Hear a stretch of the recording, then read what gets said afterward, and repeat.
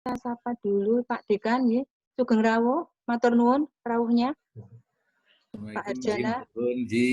Kemudian mungkin kemarin Bu Wakil Dekan sama Bapak Wakil Dekan kami aturi rawuh aja, tapi sepertinya belum rawuh ya. Belum rawuh ya. Yang terhormat Pak Isnandar Slamet, Kaprodi kita, kemudian juga narasumber kita Mas Reda Mas Dwi Haji Wisnumurti. Ya, selamat pagi, Assalamualaikum. Ya. Ya. Kemudian yang narasumber yang kedua Mas Miftahul Khoiri. Mungkin belum bergabung ya. Ya, mungkin nanti menyusul saja. Ya. Mungkin di awal kami perlu sampaikan bahwa kegiatan ini merupakan serangkaian acara dalam rangka rekonstruksi kurikulum di Prodi Statistika Fakultas MIPA UNS. Nah, kegiatan kali ini mengawali kegiatan rekonstruksi dalam rangka untuk menggali informasi kira-kira kompetensi minimal apa yang diperlukan oleh lulusan S1 Statistika. Nah, mungkin langsung saja awal kegiatan ini kita persilahkan Bapak Dekan untuk memberikan sambutan sekaligus membuka acara. Kepada Bapak Dr. Andes Sarjana PhD kami persilahkan. Matur kasih, matur nuwun. Bismillahirrahmanirrahim. Assalamualaikum warahmatullahi wabarakatuh. Waalaikumsalam. Selamat pagi, salam buat kita semua yang kita hormati, narasumber Mas Reda Mas Dwi Haji dari Pendidikan Calon Pegawai Muda Angkatan 4 Bank Indonesia, dan yang nanti akan hadir yang saya hormati Mas Miftahul Khoiri dari Unit Kerja Kemenkop dan UKM atau sebagai founder of Tanihub. Kemudian yang saya hormati tadi ada undangan dari Wakil Dekan, Bapak Kaprodi S1 Statistik, Bapak Dr. Isnandar. Yang saya hormati Bapak Ibu dosen statistik, Bapak Ibu undangan dari stakeholders, dan tidak lupa yang saya banggakan dan saya cintai, mahasiswa dan alumni dari Prodi Statistik MIPA UNS. Dan juga yang tidak bisa satu-satu yang serta sarayasayan kurikulum S1 Statistik ini. Pertama-tama mari kita panjatkan puji syukur Allah Subhanahu wa taala yang telah memberikan kita kenikmatan, kesehatan, kesempatan yang saat ini kita bisa silaturahim meskipun menggunakan daring, yaitu menggunakan Zoom dalam acara talk series dari Prodi Statistik seri pertama, yaitu dalam bentuk sarasian kurikulum S1 Statistik MIPA UNS. Selanjutnya kami ucapkan terima kasih sekali, ini saya ulangi, kepada narasumber yaitu Mas Miftahul Khoiri maupun Mas Reda Dwi Haji. Kami selaku pimpinan fakultas mengucapkan banyak terima kasih atas kesediaan di tengah-tengah kesibukannya memberikan masukan atau saran kaitan dengan rekonstruksi kurikulum S1 ini. Karena ini merupakan implementasi dari Permendikbud nomor 3 tahun 2020 tentang standar pendidikan nasional. Jadi antara lain perguruan tinggi itu wajib memberi hak bagi mahasiswa untuk secara sukarela, yaitu dapat diambil atau tidak, tapi yang penting menyiapkan, yaitu kuliah atau mengambil SKS di luar perguruan tinggi sebanyak 2 semester atau setara dengan 40 SKS. Dan tentunya masih ditambah 1 semester lagi bisa mengambil di luar prodi, tetapi dalam satu perguruan tinggi. Nah, yang terakhir tadi kalau itu mengambil mata kuliah di luar prodi dalam satu perguruan tinggi itu tidak begitu rumit karena di dalam intern sendiri mungkin hanya masalah rekonstruksinya nanti perlu koordinasi apa yang diharapkan capaian pembelajaran apa itu dikomunikasikan di luar fakultas atau di dalam fakultas, tapi di luar prodi itu masih relatif mudah. Hanya yang perlu komunikasi lebih luas lagi, yaitu memberikan kesempatan 2 semester di luar perguruan tinggi. Nah, ini makanya perlu banyak komunikasi, banyak kerjasama, banyak sekali yang harus dikomunikasikan prodi kepada relasinya, yaitu dalam hal ini terima kasih sekali kepada Mas Reda, Mas Wiaji maupun Mas Miftahul Khairi. Ini merupakan sudah diinisiasi oleh Pak Kapolri, Pak Dr. Isnanda Slamet, yaitu untuk mencocokkan antara capaian pembelajaran yang diharapkan dari statistik itu. Karena dari 2 semester yang perlu kerjasama tadi, itu untuk menentukan capaian pembelajaran itu, di sana sudah ada suatu guideline, kegiatan-kegiatan apa yang harus dikerjakan. Itu ada 8 kegiatan, yaitu yang pertama bisa bentuknya itu kegiatannya magang atau kerja praktek. Bisa proyek di desa, bisa proyek mengajar di sekolah, bisa pertukaran pelajar, bisa penelitian atau research, kemudian bisa kegiatan kewirausahaan, bisa studi atau proyek independen maupun proyek kemanusiaan. Jadi sudah ada rambu-rambunya dari Permendikbud tersebut di dalam penjelasannya. Nah, dari sini nanti perlu dicari linknya. Jadi apa capaian pembelajaran yang diharapkan dengan mitra kerjasama kita. Untuk itu setiap prodi perlu kolaborasi dengan berbagai pihak. Nah, ini Pak Dr. Isnanda Slamet sebagai Kepala Prodi sudah menginisiasi. Jadi pertama kali sudah menginisiasi, bagus sekali.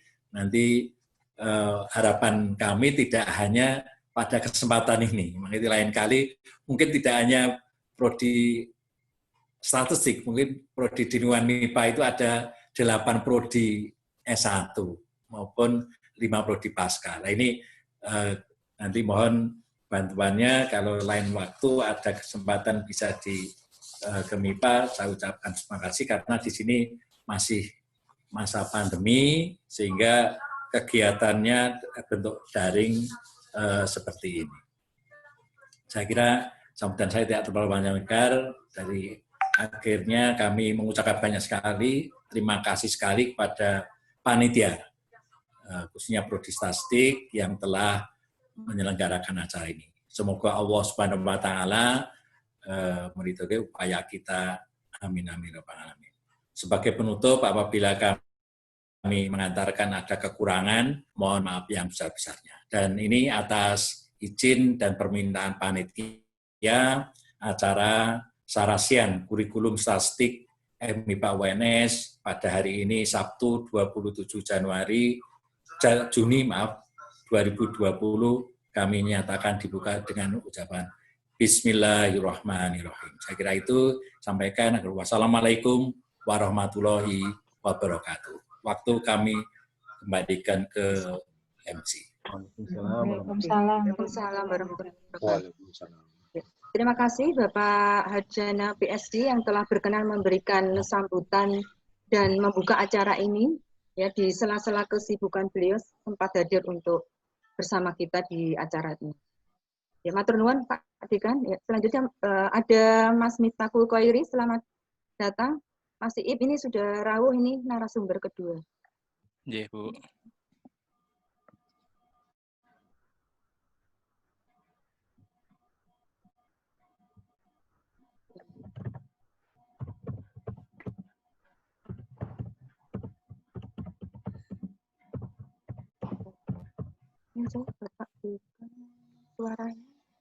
Suaranya Pak Dekan tidak kelihatan. Maaf.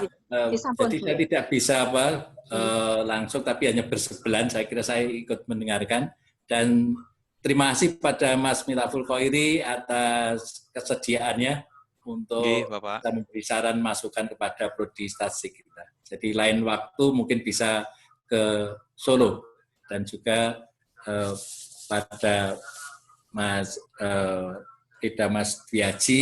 Jadi nanti kalau pas sudah tidak pandemi lagi bisa rawuh ke Prodi Statistik. Saya kira itu, saya geser sebelah matur nuwun. Nggih, matur suwun. Matur nuwun, Pak Dekan.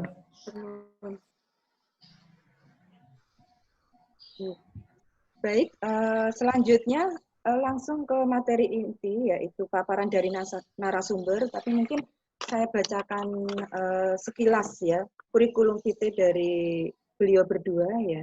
Yang pertama, Mas Rifdamas Dwiaji Wisnumurti. Ini merupakan alumni kita yang pertama, yaitu angkatan 2015 ya. Sekarang ada di pendidikan calon pegawai muda angkatan 34 di Bank Indonesia. Pada waktu lulus mendapat 3 predikat, yaitu cum laude, kemudian lulusan tercepat prodi statistika, dan lulusan termuda Fakultas MIPA UNS. Selain itu, selama menjadi mahasiswa di prodi statistika FMIPA UNS juga berkali-kali memperoleh ya juara dan penghargaan di bidang ilmiah ya maupun yang non ilmiah. Kemudian untuk narasumber kita yang kedua yaitu Mas Miftahul Khoiri, ya, beliau juga alumni UNS tapi waktu itu ada di jurusan matematika. Saat ini beliau adalah technical advisor pada Kementerian Koperasi dan Usaha Kecil Menengah Republik Indonesia. Beliau juga sebagai analis di BI tahun 2017 sampai 2019, kemudian senior analis Otoritas Jasa Keuangan OJK 2014 sampai 2016, dan juga analis di BI sebelumnya, serta sebagai founder dari Panihub. Ya, mungkin beliau berdua nanti bisa memberikan sharingnya ya informasi-informasi yang terkait dengan kompetensi apakah sudah sesuai atau tidak. Mungkin itu aja CV singkatnya ya. Selanjutnya waktu kami persilakan kepada Mas Rifdan. Silakan.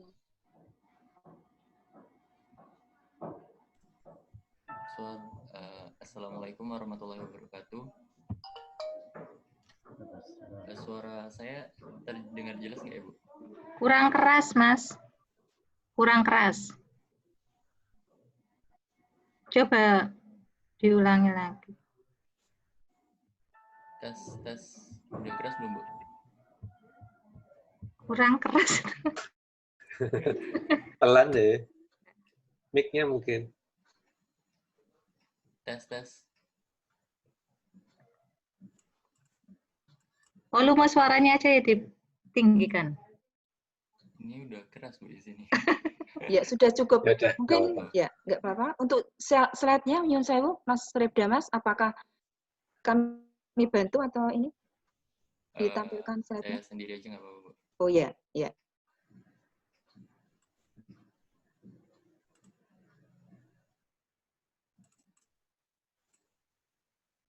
Tapi sepertinya harus dari host, Bu. Ya, dibantu Bu Niswa.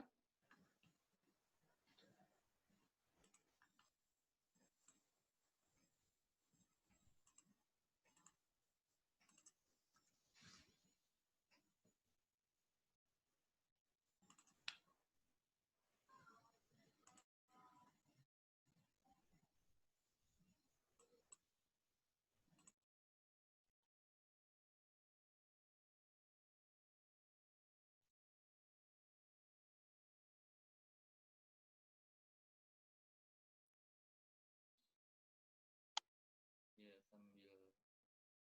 sambil menunggu. Ya. Sebelumnya, Assalamualaikum warahmatullahi wabarakatuh. Waalaikumsalam warahmatullahi wabarakatuh. Yang terhormat Dekan FMIPA UNS Profesor Hardiana, yang saya hormati. Nggak terdengar tuh, Bu. Bisa di Atau saya nggak terdengar? sendiri. Tadi setting share screen-nya sudah saya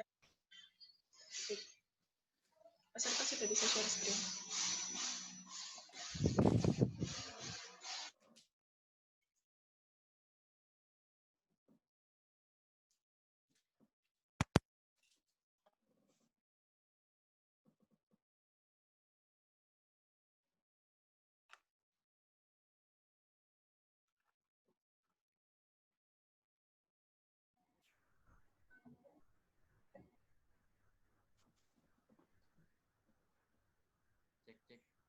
kedengaran belum, Bu? Share screen-nya sudah terlihat, suaranya tapi kurang keras.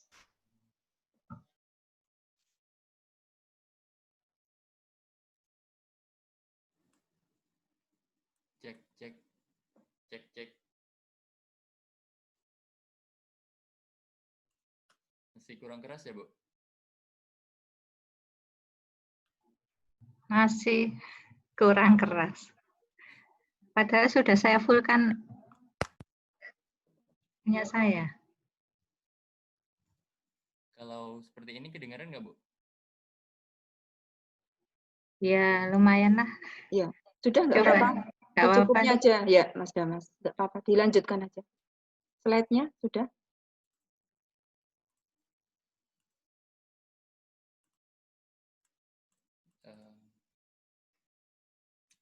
Jadi di sini saya akan mencoba seperti sharing saja ya, Bu. Setelah saya lulus itu bagaimana gitu. Lebih seperti nanti juga ada kayak kampus Merdeka dan Merdeka Belajar itu yang diinginin sama Kemendikbud itu gimana sih bisa relate untuk kehidupan sekarang atau tidak seperti itu. Jadi bisa masuk ke slide selanjutnya, Bu. Yang iya, di sini nanti akan kita bahas bersama. Yang pertama itu tentang rencana setelah lulus kuliah S1 itu mau ngapain sih? Jadi latar belakangnya itu dari sana dulu, nanti berangkatnya, nanti untuk menuju ke kurikulum statistika yang perlu kayak ditambah sedikit itu apa gitu. Terus yang kedua itu pasti tentang kendala fresh graduate sekarang itu bagaimana. Terus yang ketiga memilih jalur karir. Ketika kita memutuskan untuk menjadi seorang pekerja, tentunya kita harus juga tahu jalur karir kita seperti itu. Terus yang keempat tentang skill companies need most in 2020. Jadinya ini pembahasan dari LinkedIn Learning. Di sana dibahas tentang skill, soft skill sama hard skill yang harus dimiliki oleh seorang pencari kerja di tahun 2020. Terus yang kelima juga nanti melihat kualifikasi PCPM 35 Bank Indonesia yang rencananya buka tahun ini seperti itu. Terus yang keenam ada tips dari seorang data analis dari kitabisa.com tentang belajar data analis untuk fresh graduate. Dan yang terakhir nanti menuju ke kesimpulan itu ada rekomendasi mata kuliah S1 Statistika UNS untuk menuju kampus Merdeka. Bisa ke slide selanjutnya, Bu.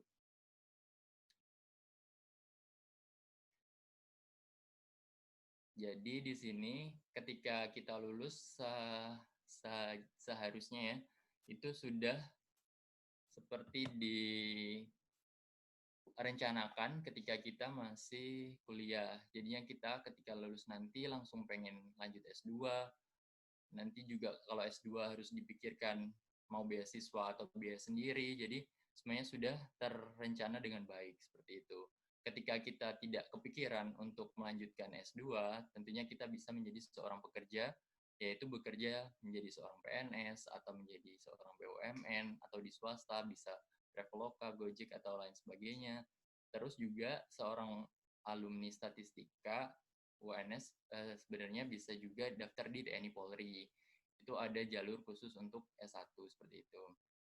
Ketika kita juga tidak ingin nih menjadi seorang pekerja, kita juga bisa menjadi seorang wirausaha. Dan tentunya sekarang wirausaha tidak hanya berjualan, tapi juga bisa bikin startup. Dan tentunya tapi kalau membuat startup, itu harus memiliki tim dan nanti bisa tanya-tanya ke Mas Miftah gitu. Selanjutnya kalau kita juga nggak kepikiran nih untuk wirausaha, kita bisa nih plan lain. Kita bisa menikah, tapi ini cuma insidensial gitu. Jadinya nanti setelah nikah pun harus tetap balik lagi, mau S2, mau bekerja, atau jadi wirausaha. Terus yang terakhir itu kita juga bisa memilih seperti magang kerja. Sekarang banyak setelah lulus karena mungkin mismatch antara kampus sama industri yang membutuhkan tenaga kerja, banyak yang mereka menjadi magang kerja lagi, bisa 1 tahun atau setengah tahun nanti untuk biar memiliki kualifikasi yang sesuai dengan yang dibutuhkan oleh industri, seperti itu. Selanjutnya juga kita bisa kayak belajar mandiri. Sekarang online learning itu banyak sekali. Di sana kita bisa mencari dan mengambil sertifikasi yang dibutuhkan untuk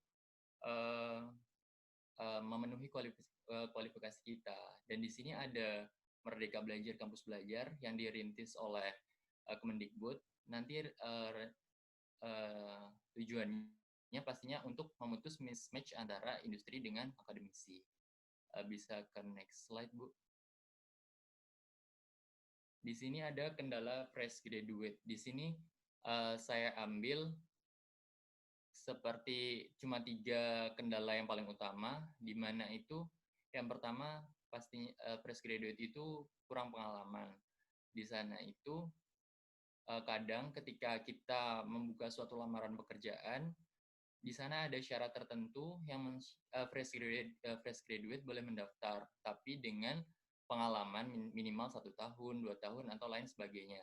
Itu jelas tidak relate ya dengan keadaan ketika kita baru lulus, dan saat itu kan magang cuma paling 2 bulan maksimal, dan itu tidak bisa mengcover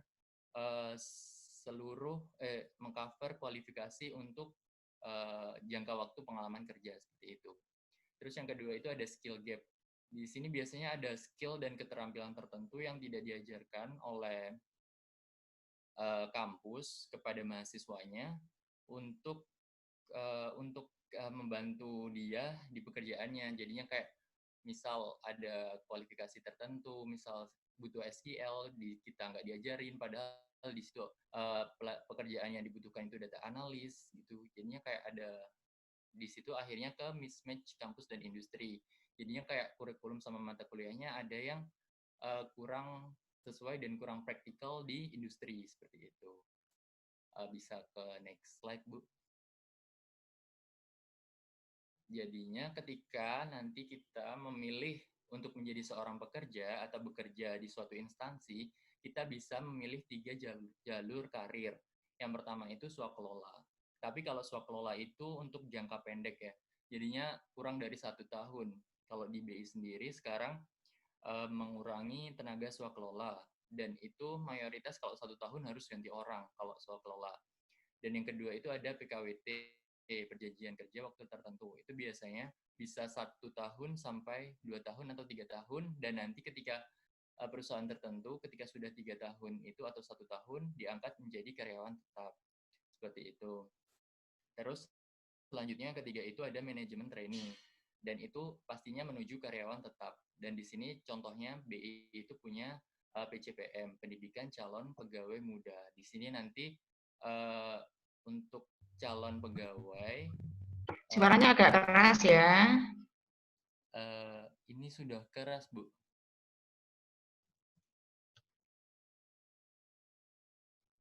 Jadi bisa BI misal itu ada BCPM. Terus kalau instansi lain seperti Pertamina itu ada BPS, Bimbingan Profesi Sarjana, khusus untuk lulusan S1. Terus ada BRI, kayak PPS, Program Pengembangan Staf, ada Mandiri dan BNI yang ODP, Official Development Program, itu semuanya adalah manajemen training menuju pegawai tetap di sana. Terus yang keempat itu ada Win-Win Solution, yaitu menjadi seorang CPNS. Tentunya seorang CPNS di sini akan diangkat menjadi pegawai tetap, yaitu PNS. Seperti itu. Itu 4 jalur untuk seorang fresh graduate bisa masuk itu. Tapi ketika kita sudah berpengalaman, kita bisa masuk multi level entry atau pro hire. Tapi di sini pro hire itu minimal biasanya itu 5 tahun berpengalaman di bidangnya. Seperti itu. Bisa next slide, Bu. Dan ini yang keempat, yaitu tentang the skill companies need most in 2020. yang ini dibagikan oleh LinkedIn Learning, di mana ada 5 soft skill yang harus kita miliki dan 10 hard skill yang paling top yang dibutuhkan oleh industri. Yang pertama untuk soft skill sendiri, yang pertama itu ada kreativitas. Tentunya mahasiswa dan lulusannya pastinya dituntut untuk memiliki kreativitas yang tinggi, karena sekarang zaman yang sudah buka tuna, yang sudah nggak tentu seperti ini, dibutuhkan kreativitas dan inovasi yang tidak pernah berhenti seperti itu. Terus yang kedua itu ada persuasi. Berarti kita juga harus bisa membujuk, bernegosiasi, dan berkomunikasi yang baik kepada atasan atau kepada staf dan lain sebagainya. Yang ketiga, tentunya kolaborasi. Karena kita bekerja dalam tim, kita tidak bisa bekerja sendiri, kita membutuhkan suatu kolaborasi. Yang keempat, adaptability. Di sini kita juga dituntut untuk bisa bekerja dimanapun kita berada, dalam situasi dan kondisi apapun. Kita harus mampu beradaptasi dengan baik. Intinya seperti itu. Terus yang kelima, emosi juga harus dikontrol. Jadinya kecerdasan emosional juga penting. Dan di sini ada hard skill yang paling top di LinkedIn. Itu yang pertama ada blockchain. Itu sekarang masih hits, yang nanti arahnya itu menuju ke digital currency seperti itu. Yang kedua itu ada cloud computing, yang ketiga ada analytical reasoning, yang keempat ada artificial intelligence. Ini biasanya kalau di statistika awareness itu sudah ada, tapi masih dibahas secara umum, jadinya belum masuk ke dalamnya, ke praktikal tentang artificial intelligence itu. Terus yang kelima ada UX design, yang keenam ada business analysis. Dan menurut saya statistik bisa ke sana ketika diarahkan ke ekonomi bisnis, jadinya lebih bisa menganalisis bisnis di situ. Yang ketujuh ada affiliate marketing, ke-8 ada sales, yang ke-9 ada scientific computing, dan yang terakhir ada video production.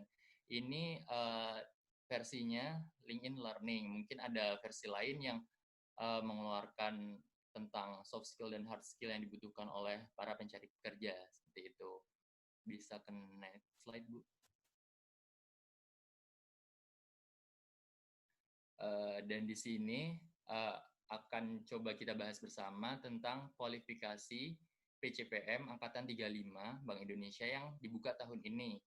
Di sini kita mulai dulu dari kualifikasinya. Yang pertama itu prodinya itu dikurangin untuk PCPM Kampus Sairing tahun ini.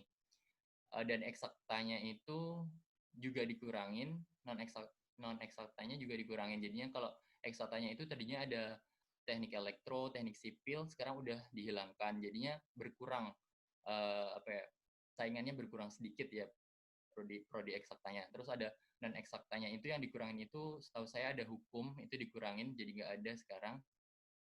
Terus kalau untuk strata pendidikan tetap sama, di BI itu minimal S1, dan kalau mau PCPM maksimal S2.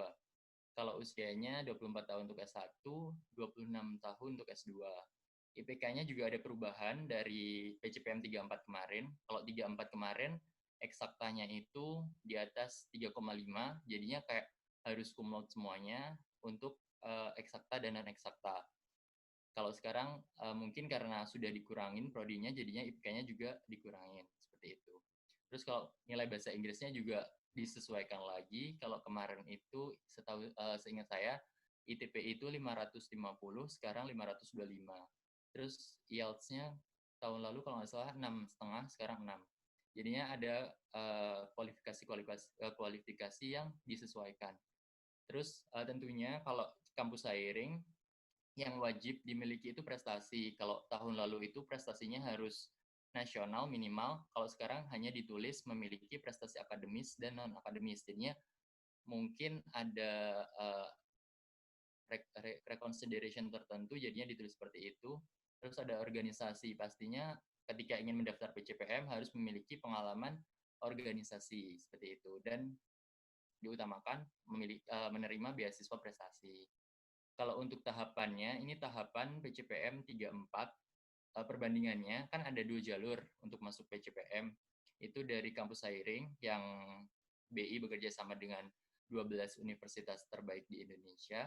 Terus ada yang jalur open recruitment, itu terbuka untuk seluruh mahasiswa, seluruh alumni di Indonesia seperti itu. Dan biasanya prodinya juga lebih banyak kalau yang open recruitment. Terus perbedaannya, kalau yang kampus hiring itu ketika sudah administrasi, nanti kan diseleksi di kampus, terus ada wawancara. Wawancaranya itu, kalau tahun lalu itu bareng sama kepala divisi ya, kalau di BI itu setara sama G6, kepala divisinya di BI. Terus setelah itu ada forum group discussion, kalau yang kampus hiring tahun lalu itu langsung setelah tahap ketiga itu langsung di pusat semua, langsung di Jakarta semua. FGD-nya itu langsung sama G8 sama G9, berarti sama kepala departemen sama asisten gubernur, jadinya FGD-nya bareng bersama mereka.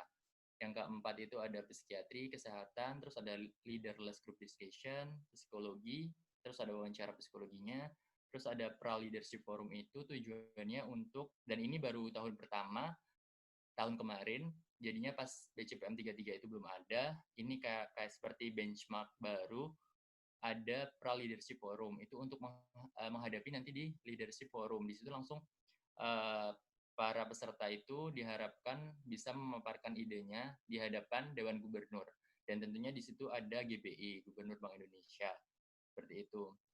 Dan yang kampus hiring nggak berhenti di situ, tapi ada program internship selama 3 bulan. Kalau tahun lalu itu dari November sampai Januari.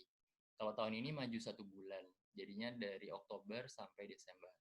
Kalau untuk oprek hampir sama, cuma bedanya di tahap kedua itu ada TPD sama POF, ada Person Organization Fit. Karena kan yang daftar itu 100 ribuan lebih ya kalau yang open recruitment. Itu jadinya harus disesuaikan TPD sama POF-nya. Terus setelah itu ada tes kebang sentralan yang membedakan dengan yang kampus hiring. Itu ada kebang sentralan, terus ada pengetahuan umum, dan bahasa Inggrisnya dites di sini. Jadinya kalau yang oprek itu nggak ada keterangan TOEFL ya, di sana nggak ada bahasa Inggris. Nanti digantikan di tes bahasa Inggris. Dan mayoritas yang lain itu hampir sama, cuma waktunya aja yang dibolak-balik seperti itu. Dan nantinya ini jalur yang kampus hiring sama open recruitment akan disatukan di dalam satu pendidikan, yaitu PCPM 34 kalau yang kemarin. Bisa ke next slide, Bu. Dan ini bagian yang ke-6, yaitu tentang tips belajar data analis. Untuk postgraduate ini saya ambil dari Mbak Anissa Aziz, yaitu seorang data analis for Grow di kitabisa.com.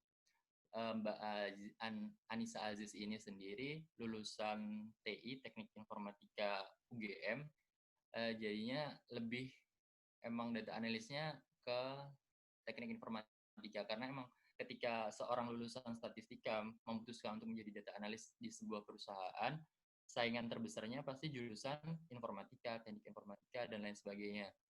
Dan nanti kadang-kadang juga saingannya ke teknik industri seperti itu. Di sini yang pertama itu pastinya kita harus bisa dan belajar SQL. Sekarang mungkin di statistika UNS sudah dipelajari SQL itu di basis data. Tapi mungkin bisa lebih ke spesifik ke project-project tertentu kalau untuk pengembangan skill SQL-nya. Terus tentunya kalau step yang kedua mempelajari basic statistik, di statistika UNS mesti lebih advance ya, lebih pro gitu daripada cuma basicnya itu. Dan Excel memang penting ketika kita ingin bekerja, Excel pun kembali kita pakai dan lebih advance lagi, jadinya Excel bisnis lebih kita pakai seperti itu.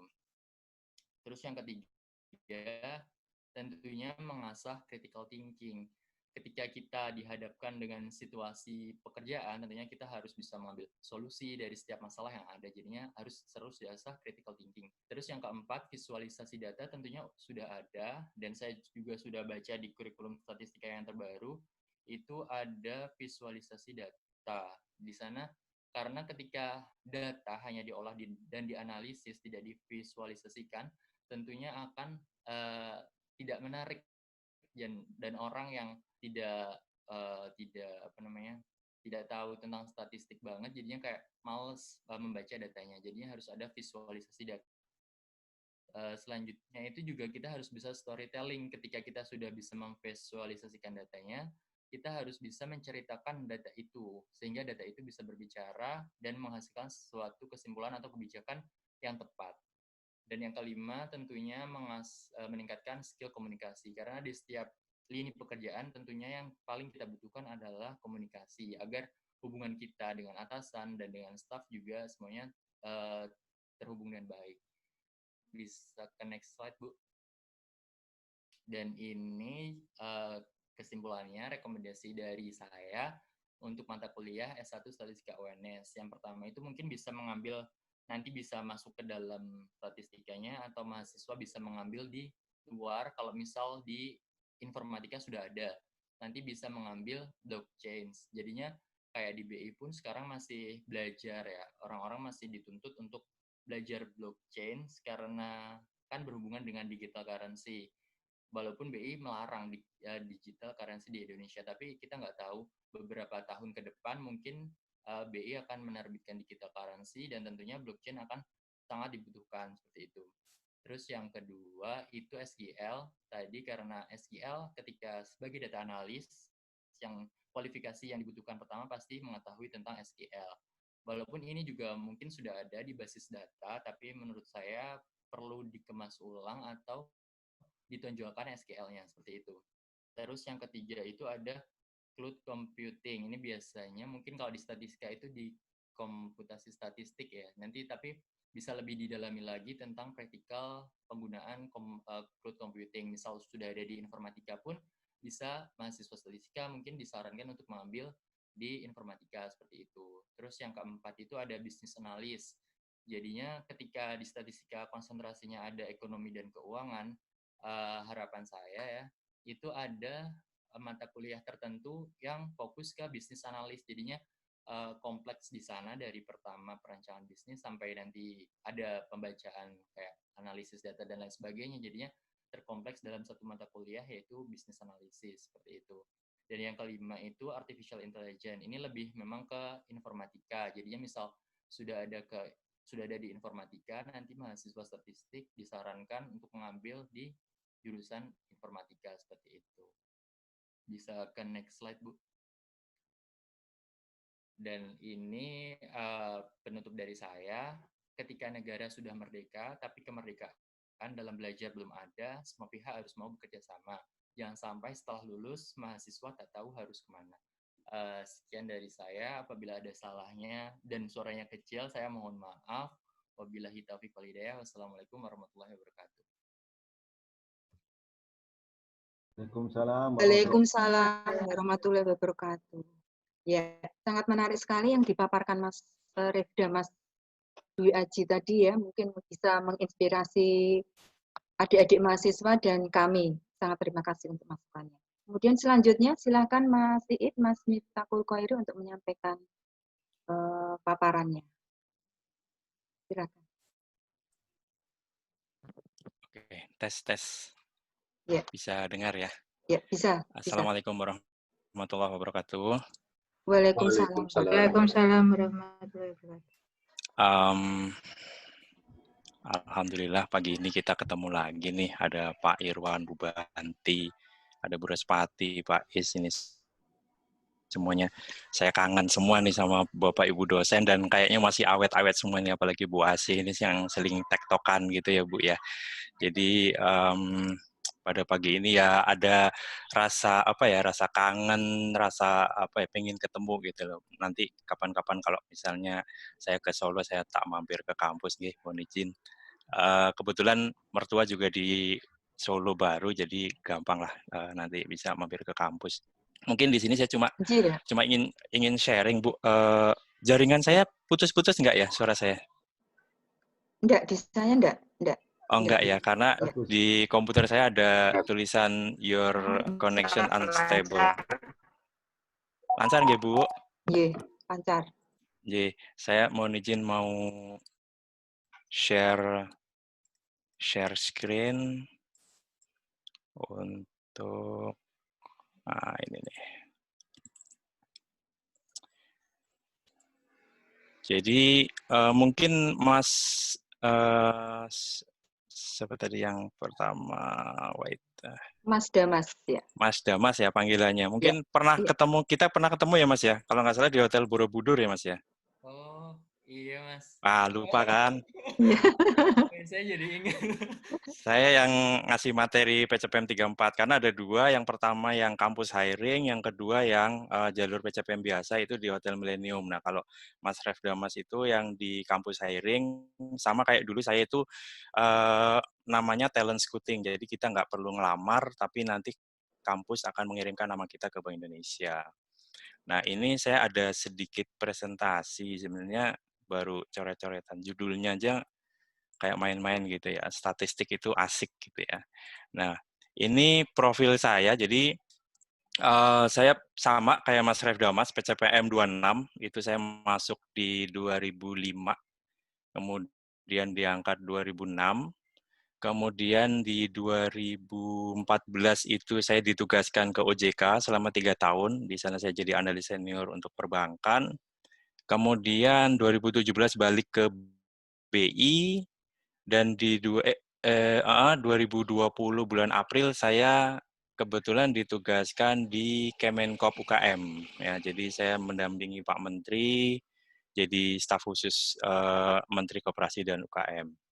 Kemudian sampai sekarang. Nah, ini next-nya gimana ya next? Nah, yuk kita akan survei dulu ya. Teman-teman siapkan surveinya, coba survei main-main juga ini. Ada kita buka di Mentimeter. Coba teman-teman yang pakai HP bisa buka di Chrome ya, atau pakai laptop bisa ganti Windows di www.menti.com ya. Kodenya 224843. Ya, kita coba isi. Saya juga coba ngisi nih, pakai HP. Kira-kira kurikulum, skalanya 1 sampai 6 ya. Sebenarnya 1 sampai 5, tapi saya ingin yang genep, karena pasti nanti banyak yang ngambil tengah gitu ya.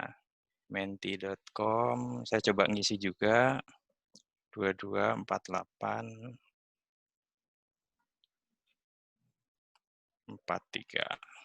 Submit. Oke, sekarang silakan diisi. Yang pertama, kurikulum secara keseluruhan gimana? Waduh, banyak yang ngisi 2. Ayo, saya tunggu 10 menit. Ayo, ada 4 pertanyaan ya. Jadi, 3 pertanyaan. Jadi yang pertama adalah kurikulumnya seperti apa? Apakah kira-kira cukup nggak sih, atau susah banget sih, atau wah ini banyak hitungannya gitu. Kemudian metode pembelajarannya seperti apa? Apakah menyenangkan, apakah susah, atau apa gitu ya. Kemudian motivasi yang diberikan kampus gitu, motivasi yang diberikan dosen, wawasan kita nanti mau jadi apa sih, kita mau apa. Kemudian networking ya. Jadi kamu mau magang di ini nih, saya punya kenalan di sini, masuk di sini gitu. Oke? Apakah sudah cukup?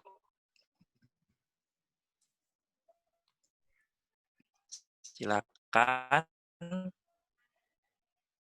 Bisa di-chat ya, kalau sudah cukup. Oke, jadi kurikulum secara keseluruhan itu skornya 3,3 ya kalian. Jadi jangan sampai puas 6 gitu. Kalau puas berarti kita nggak mau ada perubahan gitu ya. Kemudian metode pembelajarannya ada di skor 3,4 ya, skala 1 sampai 6. Motivasi, wawasan, networking ya oke lah 3,7 gitu ya. Padahal saya inginnya lebih dari 4 ya.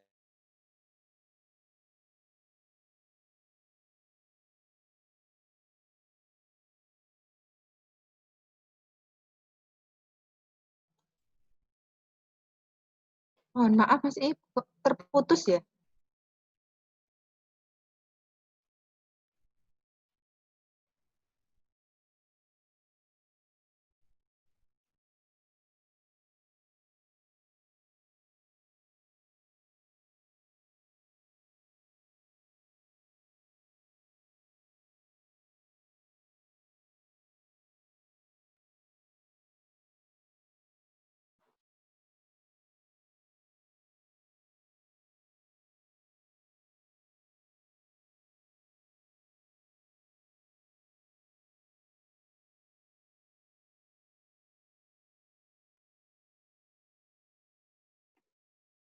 Mohon maaf kok terputus ya koneksinya.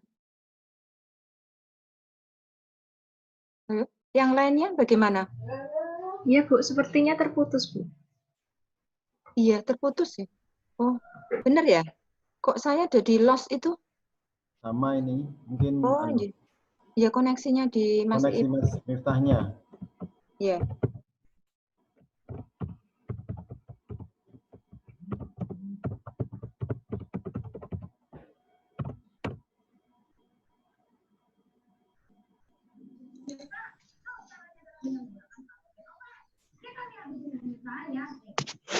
Halo, tes. Mohon maaf Ya. tadi Ya. terputus. Oke, Ya. Ya, mohon maaf tadi terputus. nggak Maaf, apa-apa. maaf. Ya. Sudah, oke. Sudah. Sudah ya, Bu. Sudah ya, Bapak Sudah. Ibu. Sebentar. Sudah, halo, tes. Bisa dengar ya? Ya, Sudah, bisa. alhamdulillah bisa dengar.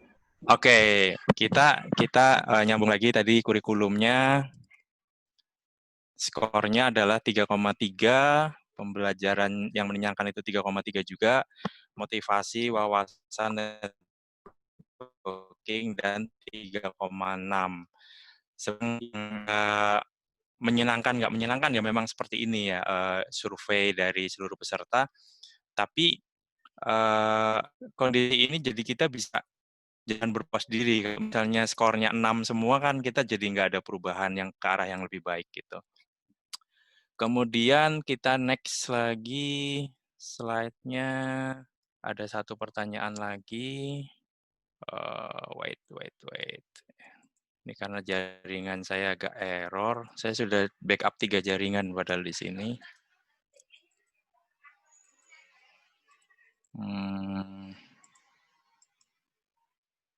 Kemudian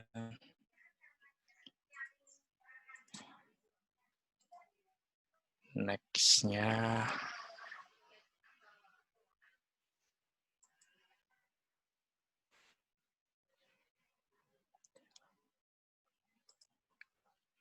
Oke, sekarang kita survei lagi yang kedua. Itu 5 pekerjaan lulusan statistika ya. Jadi diketik tadi yang di menti.com ya. 5 pekerjaan lulusan statistik apa aja? Ya. Jadi ada 5 nih. Ayo kita tulis deh, teman-teman mahasiswa atau Bapak Ibu dosen bisa menyebutkan apa sih 5 apa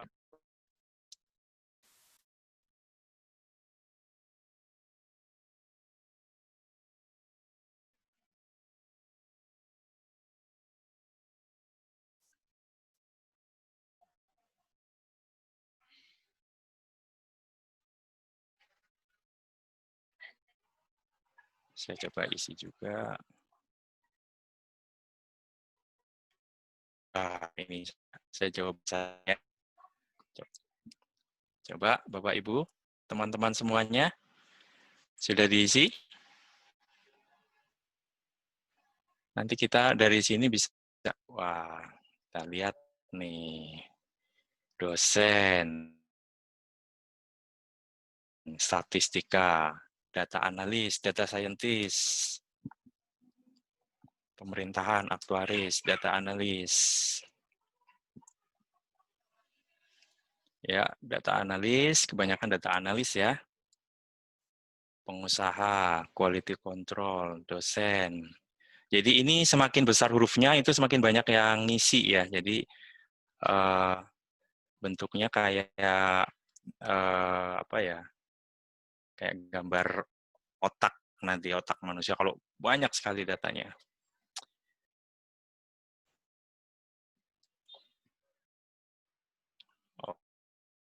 Oke, data analis. Nah, dari sini kita udah kelihatan nih polanya nih. Nah, ini yang memang yang saya harapkan ya, karena di apa? Di benak banyak orang itu ya lulusan statistik masuknya BPS gitu loh. Kalau nggak ada lowongan BPS ya nyoba tahun depan lagi gitu. Kalau nggak ada tahun depan lagi, tahun depannya lagi dicoba gitu masuk BPS. Nah, jadi di sini ada BPS, data analis, dosen, data scientist, aktuaris. Oke ya. Jadi dari teman-teman semuanya sudah begitu paham lah ya apa itu data, apa itu lulusan statistik mau kemana gitu. Oke, mungkin cukup, datanya tidak akan berubah banyak. Oke, saya akan stop share. Jadi seperti itu tadi yang survei pertama itu mengenai kondisi yang ada di jurusan di prodi statistik. Jadi ya memang belum puas dan memang kita mengharapkan jangan sampai puas semua gitu karena untuk perbaikan ke depan. Nah, sekarang saya akan share lagi mengenai tayangan saya.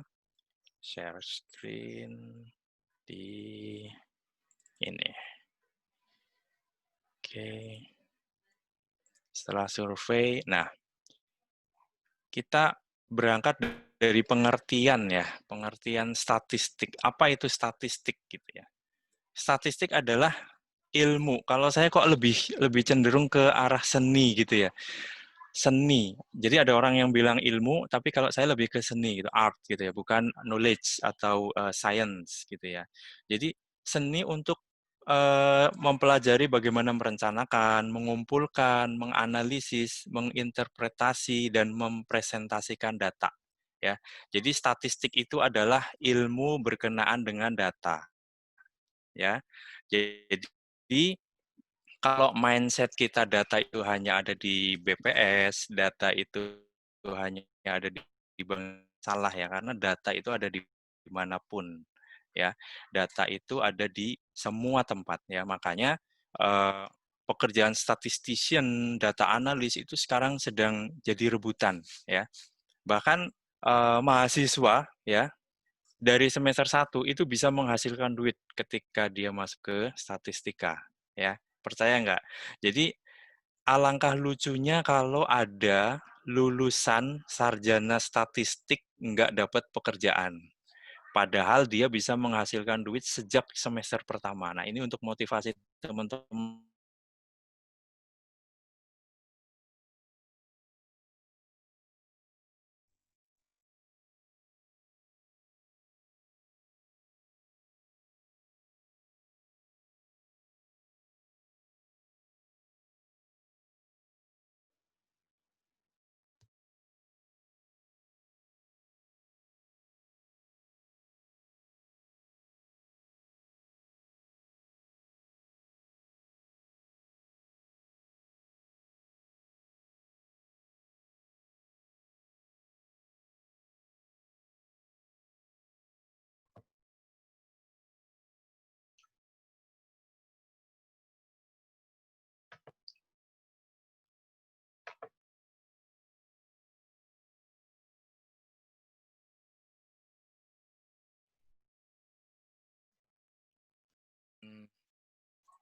Mohon maaf jaringannya agak lelet ini karena saya di kamar ya, jadi kamarnya saya tutup sementara wifi-nya di luar. Saya matikan video dulu. Mohon maaf Bapak Ibu semuanya. Saya lanjutkan tadi share screen-nya.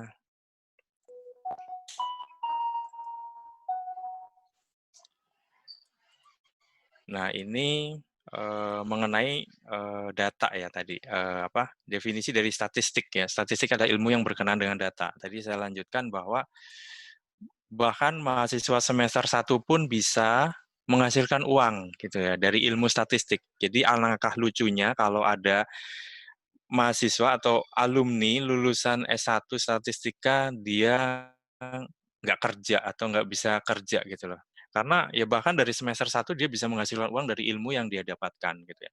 Karena ilmu statistik itu ya bisa dimanapun, bisa olah data, bisa jadi data scientist dan lain-lain. Nah ini ada hoax ya, hoax anak statistika nih. Ini mungkin teman-teman di luar sana, di luar statistik itu ada menganggap anak statistik itu jago menghitung tanpa kalkulator. Wah, mantap nih, ngeri kali kan. Jadi ya hitung-hitungannya kuat gitu ya. Padahal ya enggak juga gitu ya. Kemudian yang kedua adalah jenius luar biasa hafal rumus-rumus yang tidak lazim ya. Jadi ada sigma apa gitu, integral dan lain-lain, itu mereka menganggap ya kita hafal rumus-rumus, padahal kan sudah banyak software-software statistik yang bisa kita gunakan gitu kan. Jadi statistik itu ada sebagai tools. Kemudian yang ketiga adalah susah, kuliahnya susah ya. Mata kuliahnya hitungan semua gitu, ya kan. Kemudian yang keempat bisa semua bidang, ya baik itu sains maupun sosial humaniora.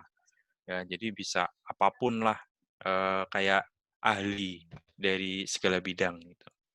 Kemudian yang parahnya itu yang nomor 5 ini, paling banter kalau lulus jadi tukang sensus ya. Jadi sensus, kerja di BPS ini benar-benar mungkin pemahaman yang perlu diluruskan gitu ya. Kemudian ini ada data dari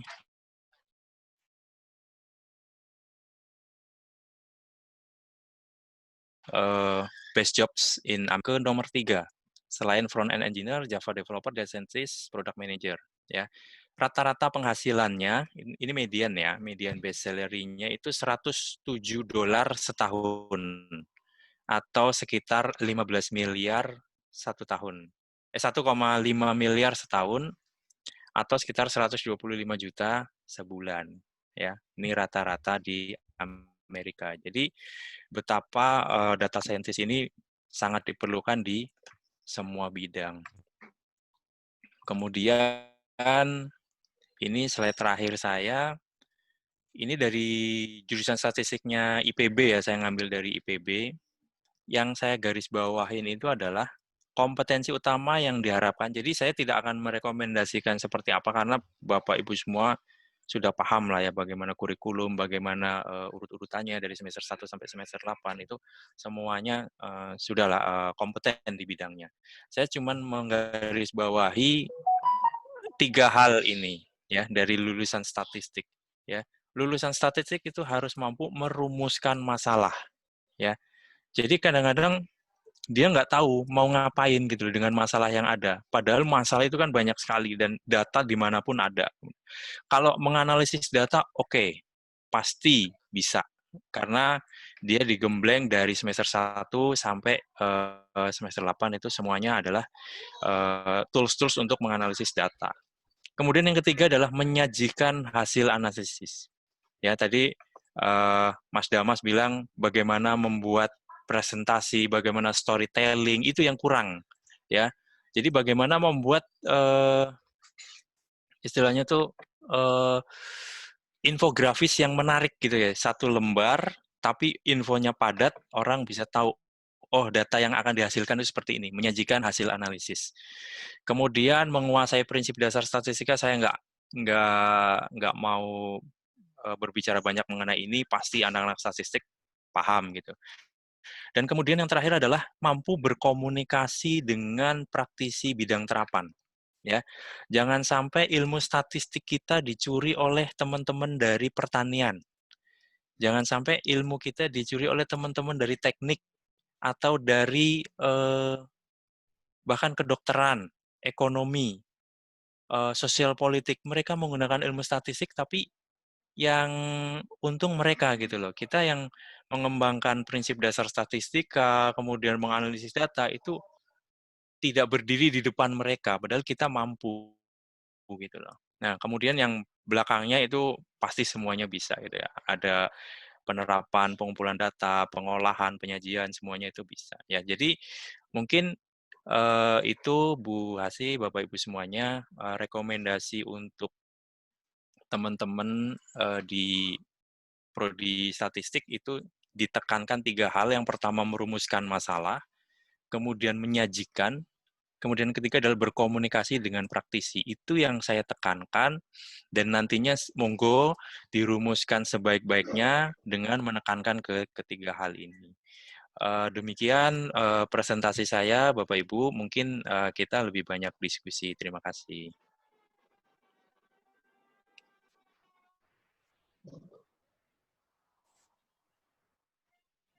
Terima kasih Mas Iip untuk paparannya. Selanjutnya adalah sesi diskusi dan tanya jawab. Mungkin yang pertama nanti kita buka untuk 3 orang dulu. Silahkan. Atau mungkin bisa langsung atau melalui kolom chat. Monggo. Saya chat, Bu, pertanyaan saya. Oh, nggih, monggo Pak Isnanda. Sudah saya chat, sudah saya kirim. Oh, nggih. Oh, nggih. Yang pertama mungkin ini dari Pak Isnandar. Ada sejumlah 60 SKS yang bebas bisa dipilih dari luar kurikulum prodi. Sisanya kira-kira 20 SKS saja yang wajib dari prodi. Itu pun termasuk MKU. Mohon masukan mata kuliah yang wajib dari prodi. Iya. Mohon masukan mata kuliah yang wajib dari prodi ya. Terima kasih. Mungkin itu dari Pak Isnanda. Monggo Terima langsung kasih Pak dijawab. Is. Kemarin kita tektokan sama Bu Asih itu kita sudah mendapatkan data mata kuliah dari awal sampai akhir Pak Is. Jadi mungkin di situ sudah cukup lengkap ya Pak, sudah cukup bagus. Cuman nantinya lebih diperbanyak itu adalah motivasi, kemudian ini gunanya buat apa nanti setelah lulus. Jadi lebih ke penerapannya Pak. Jadi pengalaman dulu saya di matematika Pak, jurusan matematika itu ya kita nggak tahu, kita belajar misalnya kalkulus peubah banyak gitu ya, atau kalkulus, pokoknya yang kalkulus, kemudian graf teori, ini buat apa sih nanti setelah lulus gitu, atau misalnya kalau statistik masih ada gambaran lah Bapak Ibu. Kalau statistik itu nggak goib banget gitu ya dibanding matematika.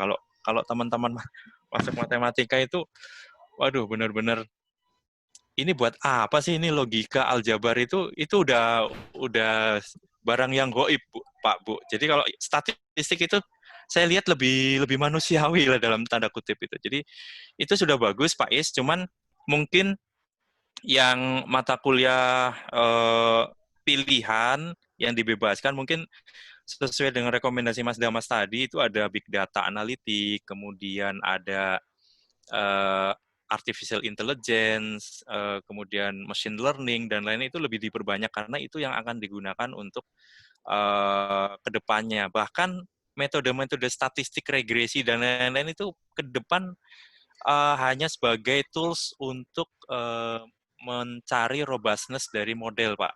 Karena kedepannya itu yang akan digunakan adalah big data analitik yang unstructured data gitu loh. Unstructured data itu ya bahkan kita menilai pertumbuhan ekonomi suatu negara itu hanya dari citra satelit ya. Jadi udah pernah dengar kan ya, kita lihat perkembangan growth ekonomi itu dari citra satelit di malam hari, di mana tahun 80-an, 90, 2000, 2010, 2020 itu kan ada perkembangan lampu-lampu nih, lampu-lampu di malam hari. Nah, itu kan dari situ kita benar-benar pakai picture recognition, kemudian kita ambil pikselnya berapa-berapa, nah di situ pertumbuhan ekonominya bisa diukur, dan itu dibandingkan dengan data regresi yang konvensional yang dipakai oleh BPS atau Central Bank. Nah, itu bisa tuh. Atau misalnya artificial intelligence di bidang pertanian, kita hanya dari drone, foto drone dari atas, kita bisa tahu kondisi tanah di masing-masing peta, karena sekarang ini kan pertanian itu kan digebiah-uyah gitu ya, ada formulasi pupuk, formulasi obat, itu ya semua lahan pertanian disamakan. Tapi kalau ada drone itu nanti image recognition-nya seperti apa, nanti kondisi masing-masing petak itu akan berbeda, kebutuhan pupuk, kebutuhan obat, dan lain-lain. Jadi itu ada AI, machine learning, kemudian big data analytics itu yang lebih ditekankan Pak Is. Iya. Mungkin itu Bu Hasih. Mungkin Mas Damas ada ini. Terima kasih Mas. Terima kasih atas Silakan. masukan Mas. Ya, terima kasih. Oke Pak. Silakan Mas Damas mau menambahkan. Cek. Suaranya masih nggak kedengeran ya, Bu? Gimana? Nggak Suaranya kedengeran. masih nggak kedengeran. Oh. Suaranya saya. Kedengeran. Ya. Jadi seperti yang tadi saya rekomendasikan, ada seperti kayak yang terbaru sekarang masih mungkin untuk future banget ya, itu kayak blockchain itu kan mungkin juga ribet banget. Itu mungkin bisa pilihan. Tadi yang saya rekomendasikan buat pilihan. Tapi kalau untuk matkul wajibnya mungkin kayak kalkulusnya sekarang itu kan banyak banget di statistik. Ada kalkulus 1, 2, terus ubah banyak, bersama diferensial. Mungkin bisa kalau jumlah SKS-nya tidak memadai, nanti bisa dipadatkan gitu, Bu. Jadinya kayak yang teorinya itu lebih disedikitkan, nanti lebih ke praktikal, jadinya lebih kayak ke keterapannya, jadinya lebih ke sana. Seperti yang Mas Iip bilang juga, kita lebih ke machine learning, deep learning, dan artificial intelligence. Jadinya kalau sekarang yang dipakai itu, Bu. Ya, terima kasih. Mungkin untuk yang selanjutnya, silakan. Oh, ini ada dari, nah, oh ya, oh ada, ya. Ini dari Bu Ruspati. Mohon tanggapan Mas Iip dan Mas Damas, bagaimana kesiapan institusi untuk mendukung Merdeka Belajar? Saya kira sebenarnya ini sudah masuk tahapan ke Merdeka Belajar, Bu Hasi, karena kita dipaksa untuk learning from home, kemudian ada active learning, ada passive learning. Kemarin saya baru menyelesaikan ELP, Executive Leadership Program, itu 15 hari kerja. Kita diberikan ada banyak sekali bahan bacaan, kemudian kita diberikan tugas membuat essay dan lain-lain. Itu ada yang passive learning, ada active learning, kemudian pengajarnya membuat video interaktif, kemudian ada Q&A melalui Zoom. Nah, itu kita bisa sangat-sangat siap ya, Bu Ruspati. Jadi untuk institusi maupun penggunaan teknologi, dan mahasiswanya itu mahasiswa milenial sekarang itu sudah tidak asing lagi dengan teknologi. Beda dengan saya dulu ketika mau internetan itu harus ke bawah ya, ke dulu start ya, ke internet ke bawah, dan itu yang gratis gitu ya, karena kalau ke depan kampus itu kan berbayar gitu. Kalau sekarang bahkan dari HP pun mereka bisa mengikuti acara ini gitu. Jadi dari institusi, saya kira institusi, mahasiswa, dosen semuanya sudah siap. Tinggal bagaimana metode belajar LMS, Learning Management System-nya dibuat, ada yang active learning, passive learning, dan kemudian nantinya ya hasilnya akan bisa lebih baik gitu, Bu. Ya, terima kasih. Sudah cukup penjelasannya, Bu Ruspati? Bu Ruspati memaksudkan yang kesiapan institusi di luar kampus, katanya Bu itu? Iya, bagaimana kesiapan? Ya, di institusi untuk, ya sudah. Yang magang ya, Bu ya? Ya, kemudian yang Bu Cici ini, dari Bu Cici, untuk kedua narasumber terkait, magang yang bisa menggantikan beberapa SKS pada kampus Merdeka, apakah dimungkinkan mahasiswa bisa magang di 1 atau 2 semester di BI atau OJK atau Kemenkop? Mohon penjelasannya. Oke, Ibu, namanya mahasiswa statistika, kalau misalnya Bu Asih kirim proposal ke BI, OJK, Kemenkop, itu buat rebutan, Bu, saya yakin. Karena kebanyakan di sini mahasiswa ekonomi, mahasiswa hukum, mahasiswa IT.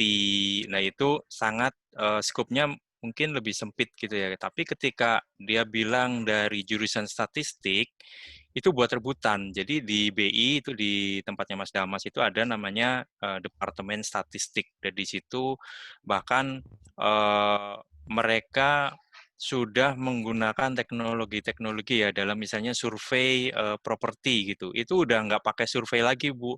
Jadi pakai crawling data di Google, crawling data rumah 123. Nah, itu sudah menggunakan big data analitik gitu. Jadi teman-teman kalau yang pingin magang di BI, di Kemenkop, di OJK, siapkan saja suratnya. Kira-kira mau belajar tentang apa?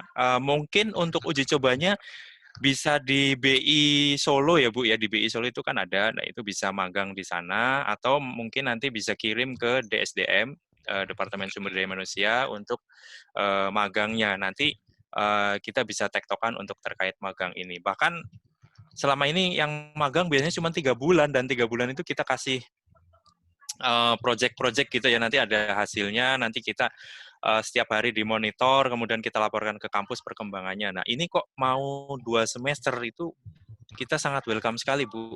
Iya.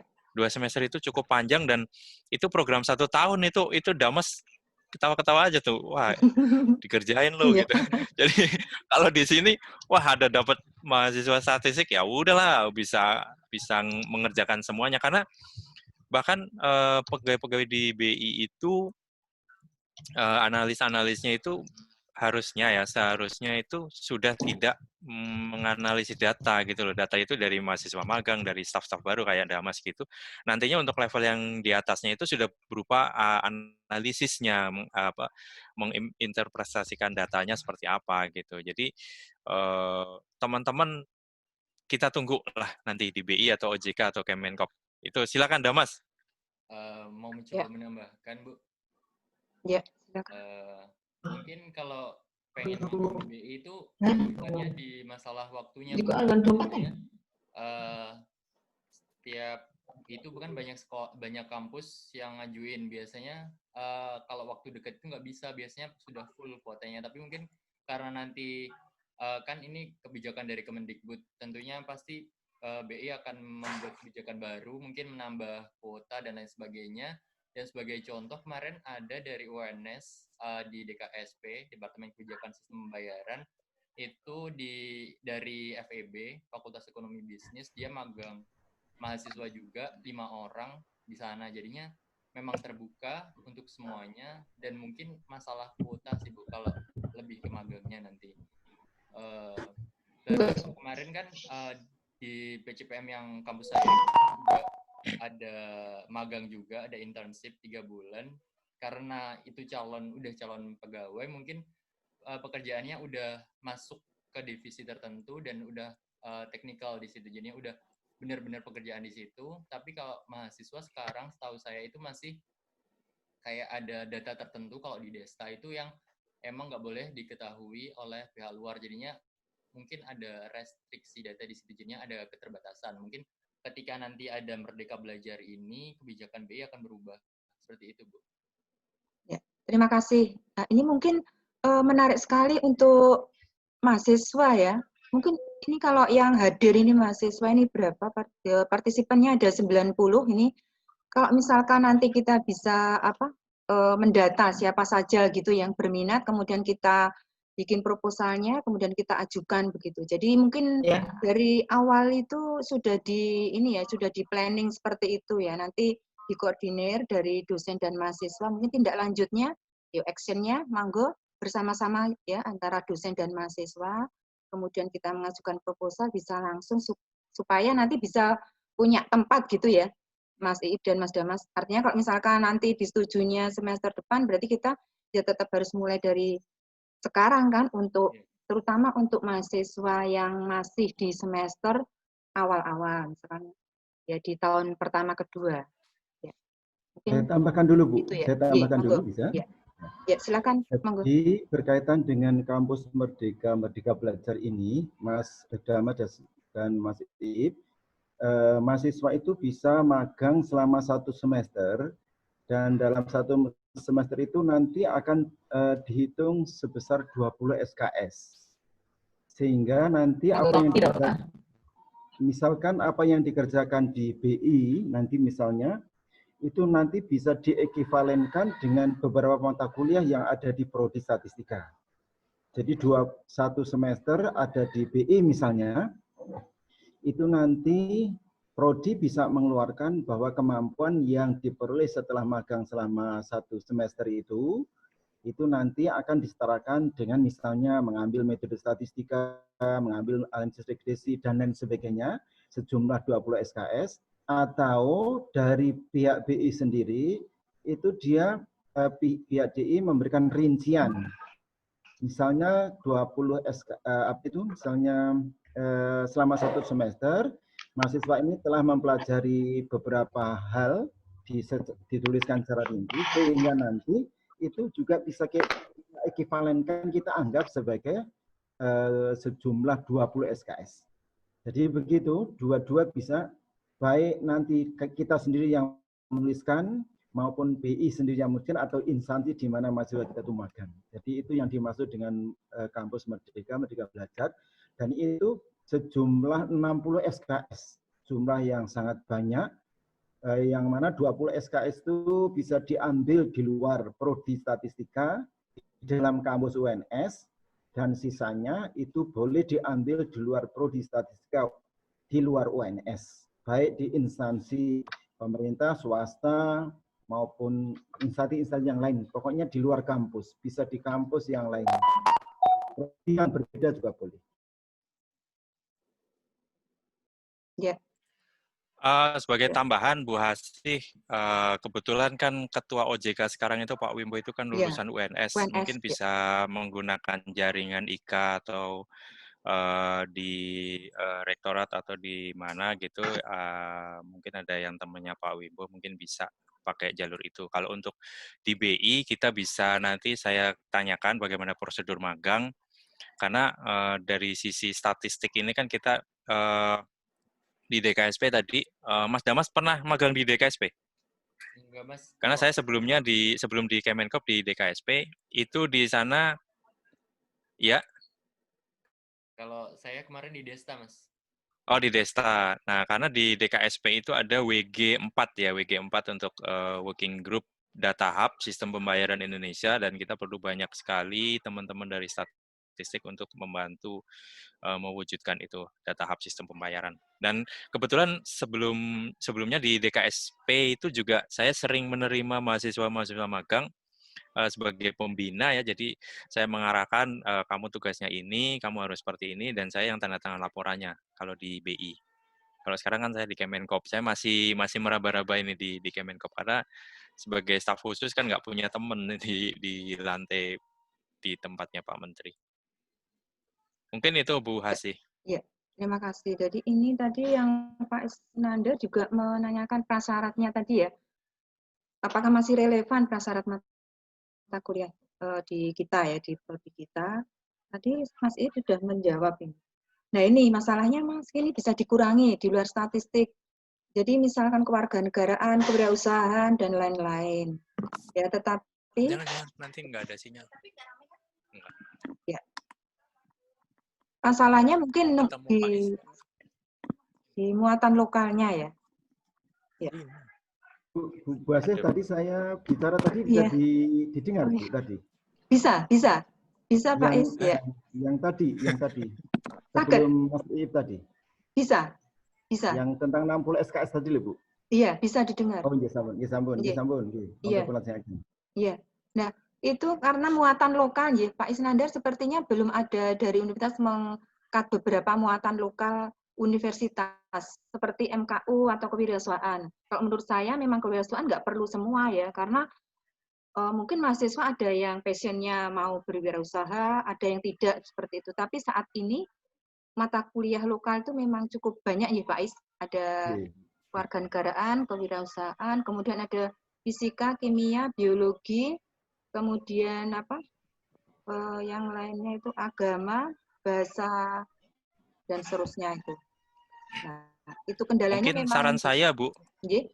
Mungkin saran saya, Bu Hasih, kalau misalnya mata kuliah itu tidak bisa dihilangkan, saran saya harus berkaitan dengan statistik, Bu. Misalnya kewirausahaan itu juga harus berkaitan dengan statistik. Kimia, fisika itu yang ada statistiknya. Jadi misalnya jangan sampai teman-teman statistik mendapatkan mata kuliah kimia dasar, misalnya ya reaksi dan lain-lain itu sebenarnya bisa lintas jurusan mungkin bisa ya Bu ya. Jadi kuliahnya nggak statistik sendiri, kimia sendiri. Misalnya masa kuliah kimia dasar, teman-teman statistik bisa membentuk kelompok ya, kelompok tugas dengan teman-teman dari kimia.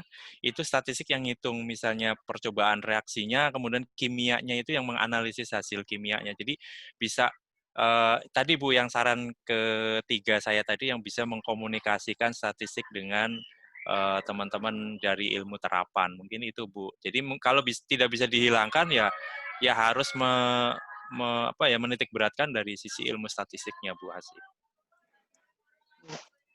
Matur nuwun penjelasannya. Ya, mungkin selanjutnya silakan mungkin dari Mahasiswa, silakan masukan atau pertanyaan, ya. Bagaimana ini kesiapan mahasiswa? Sudah siap nanti untuk kampus Merdeka, magang selama 1-2 semester, dan mengambil mata kuliah di luar prodi selama 1 semester. Monggo silahkan dari mahasiswa atau dari alumni atau monggo yang lain. Bagus ya. Nggih, monggo. Assalamualaikum. Waalaikumsalam. Salam, Bu. Nggih. Anu dengar suara saya? Nggih, Iya, Bu. Bu Banti monggo. Nggih. Nggih, Mas Iip masih ingat saya? Oh, sangat ingat, Bu. Ibu yang kasih saya A, Bu. Siapa saya coba? Siapa saya coba? Mas Iip, siapa saya? Bu Banti, Bu. Oh, ya sudah. Bu Banti, statistik pengendalian kualitas SPK, Bu. Oh iya. Sama Bu Hasi yang genep. Kalau Bu Banti ganjil. Karena Mas ini dulu, Mas. Saya bukan bertanya. Saya pertama dulu sudah senang sekali Mas Iip mengabarkan, pertama kali saya dikabari bahwa Mas Iip diterima di BI. Ya, yang kedua selamat ya, sekarang karyanya cukup bagus dan cemerlang. Kalau Bu Banti tetap saja. Yang ketiga, sekarang putranya sudah berapa? 3, Bu. Alhamdulillah. Istrinya masih yang dulu? Masih, Bu, anak matematika seangkatan, Bu. Iyalah, itu yang cantik gitu kan. Ya. Alhamdulillah. Sangat tertarik sekali tadi apa yang dipaparkan oleh Mas Iip ya, sangat tertarik sekali. Nah, saya ini Mas ya, tadi statistika ya Mas ya. Bu. Statistika tadi ada 3 poin ya Mas ya. Nggih, Bu. Betul ya. Nah, mungkin Mas Iip bisa mungkin nanti karena kan mata kuliah ini kan sebagai mata kuliah dasar untuk membekali mahasiswa. Nah, ini mungkin Mas Iip bisa menjelaskan 3 poin ini seperti apa gitu.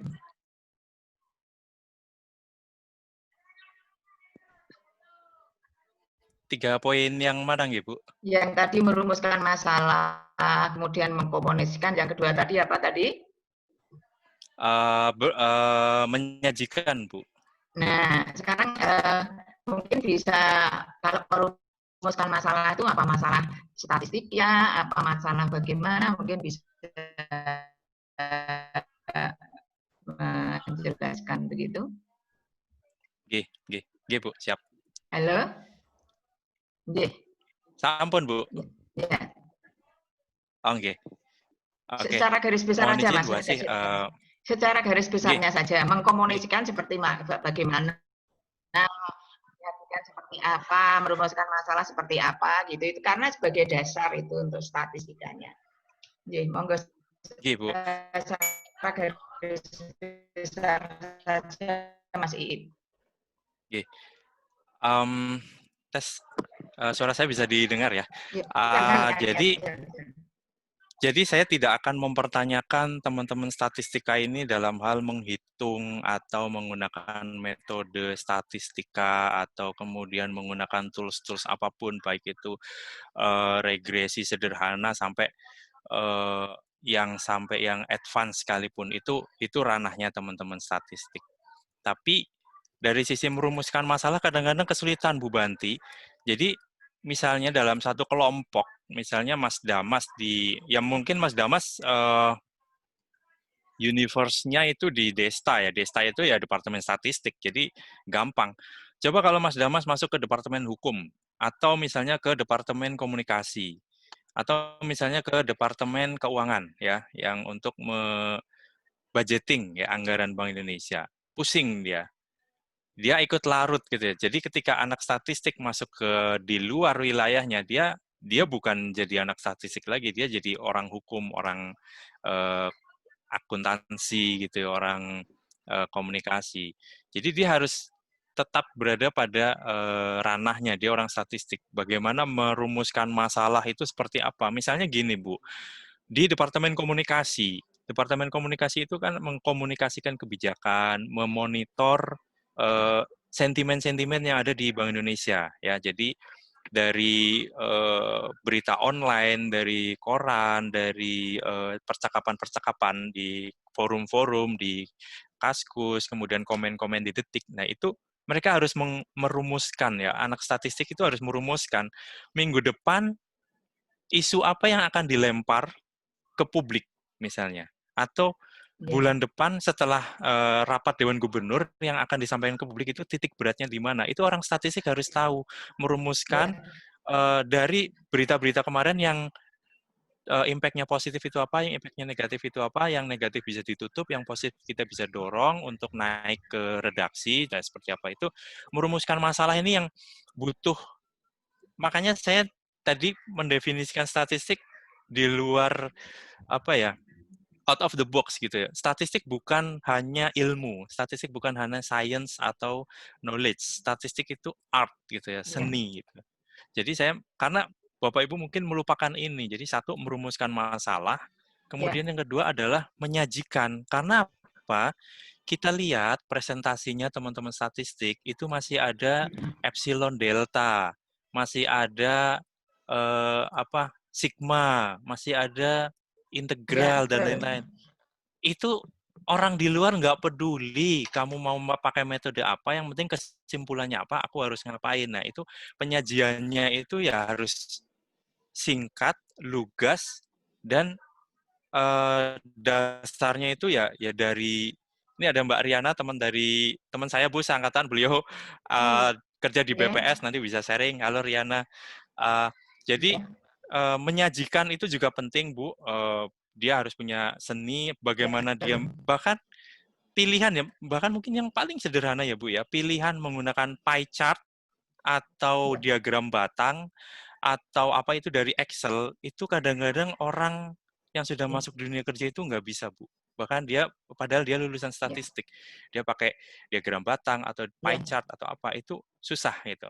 Kemudian yang ketiga, ini yang paling susah, adalah mengkomunikasikan hasil dari penelitiannya, experience-nya, hasil dari interpretasi pengolahan datanya itu di luar bidangnya gitu. Misalnya di bidang kesehatan, di bidang ekonomi, bahkan di bidang yang mungkin nggak ada hubungannya statistik, misalnya di bidang hukum, di bidang apapun. Nah, itu 3 hal yang mungkin bisa menjadi tambahan skill, tambahan knowledge, tambahan art gitu ya, seni untuk teman-teman di statistik, Bu. Mungkin itu, Bu, Nun Sewu. Iya. Sudah cukup? Terima kasih, Mas Mita. Terima kasih ya. Sudah cukup, Bu Banti? Mungkin ada tambahan? Sampun Bu Asih, matur nuwun, matur nuwun. Monggo yang lain. Iya, matur nuwun. Ya.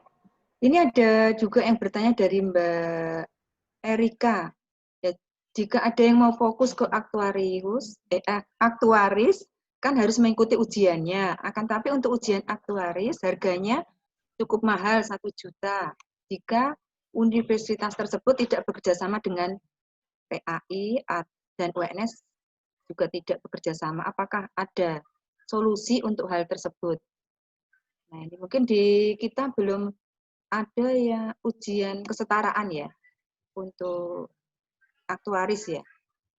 Nah, ini mungkin harus ada linknya. Mungkin yang bisa memberikan komentar atau jawaban dari Mbak Erika.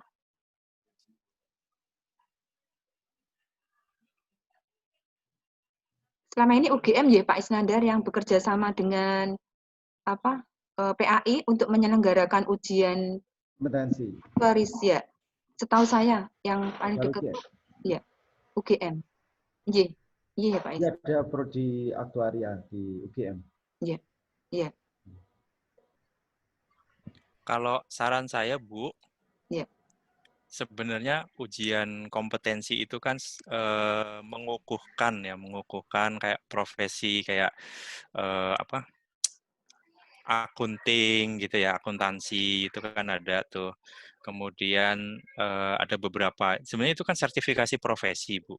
Saran saya adalah misalnya teman-teman tertarik dengan aktuaria gitu ya. Yang pertama mungkin kalau misalnya belum lulus itu magang di tempat aktuaria ngumpul ya, magang ya di perusahaan asuransi. Kemudian setelah lulus bekerja di situ, pasti akan disekolahkan untuk aktuaris bahkan sampai doktor S3. Dan itu atas biaya kantor. Mungkin itu Bu Hasih. Jadi jangan patah semangat hanya karena belum memiliki sertifikasi kompetensi aktuaris gitu. Karena ilmu-ilmu dasarnya statistik punya kok. Gitu. Jangan sampai kalah sama jurusan lain. Tahu-tahu anak ekonomi kok bisa jadi aktuaris, anak teknik, anak pertanian bisa jadi aktuaris itu. Jangan sampai kalah. Anak statistik harus lebih maju dari siapapun. Ya, ya, setuju. Ya, mungkin mungkin sebetulnya materi-materinya mungkin sudah dipelajari ya di matematika asuransi atau apa ya sebetulnya ya mungkin kalau kisi-kisinya. Tapi kalau secara ini kan harus ada formalnya ya, legal formalnya untuk ya kompetensi tadi ya seperti sertifikasi lah istilahnya. Ya mungkin jangan patah semangat nih Mbak Erika tadi ya. Ya mungkin kalau dari kami mungkin Pak Isnanda bisa menambahkan karena memang belum ada kerjasama dengan PAI di UNS-nya. Monggo Pak Isnanda mungkin bisa menambahkan bagaimana solusinya.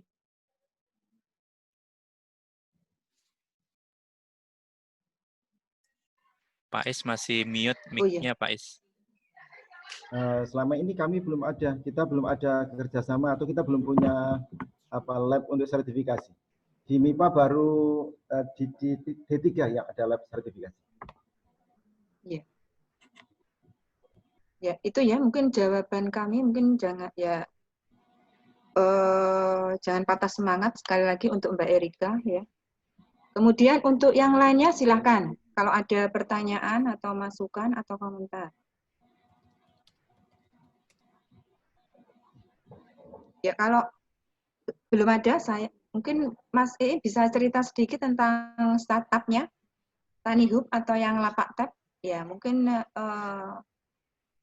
bagaimana ide-ide itu muncul dan bagaimana mengaktualisasi dan mengimplementasikan ide itu. Ya kadang kan ide muncul, tetapi mungkin dalam implementasi itu sulit ya. Nah itu kan butuh apa saja yang harus dimiliki. Monggo.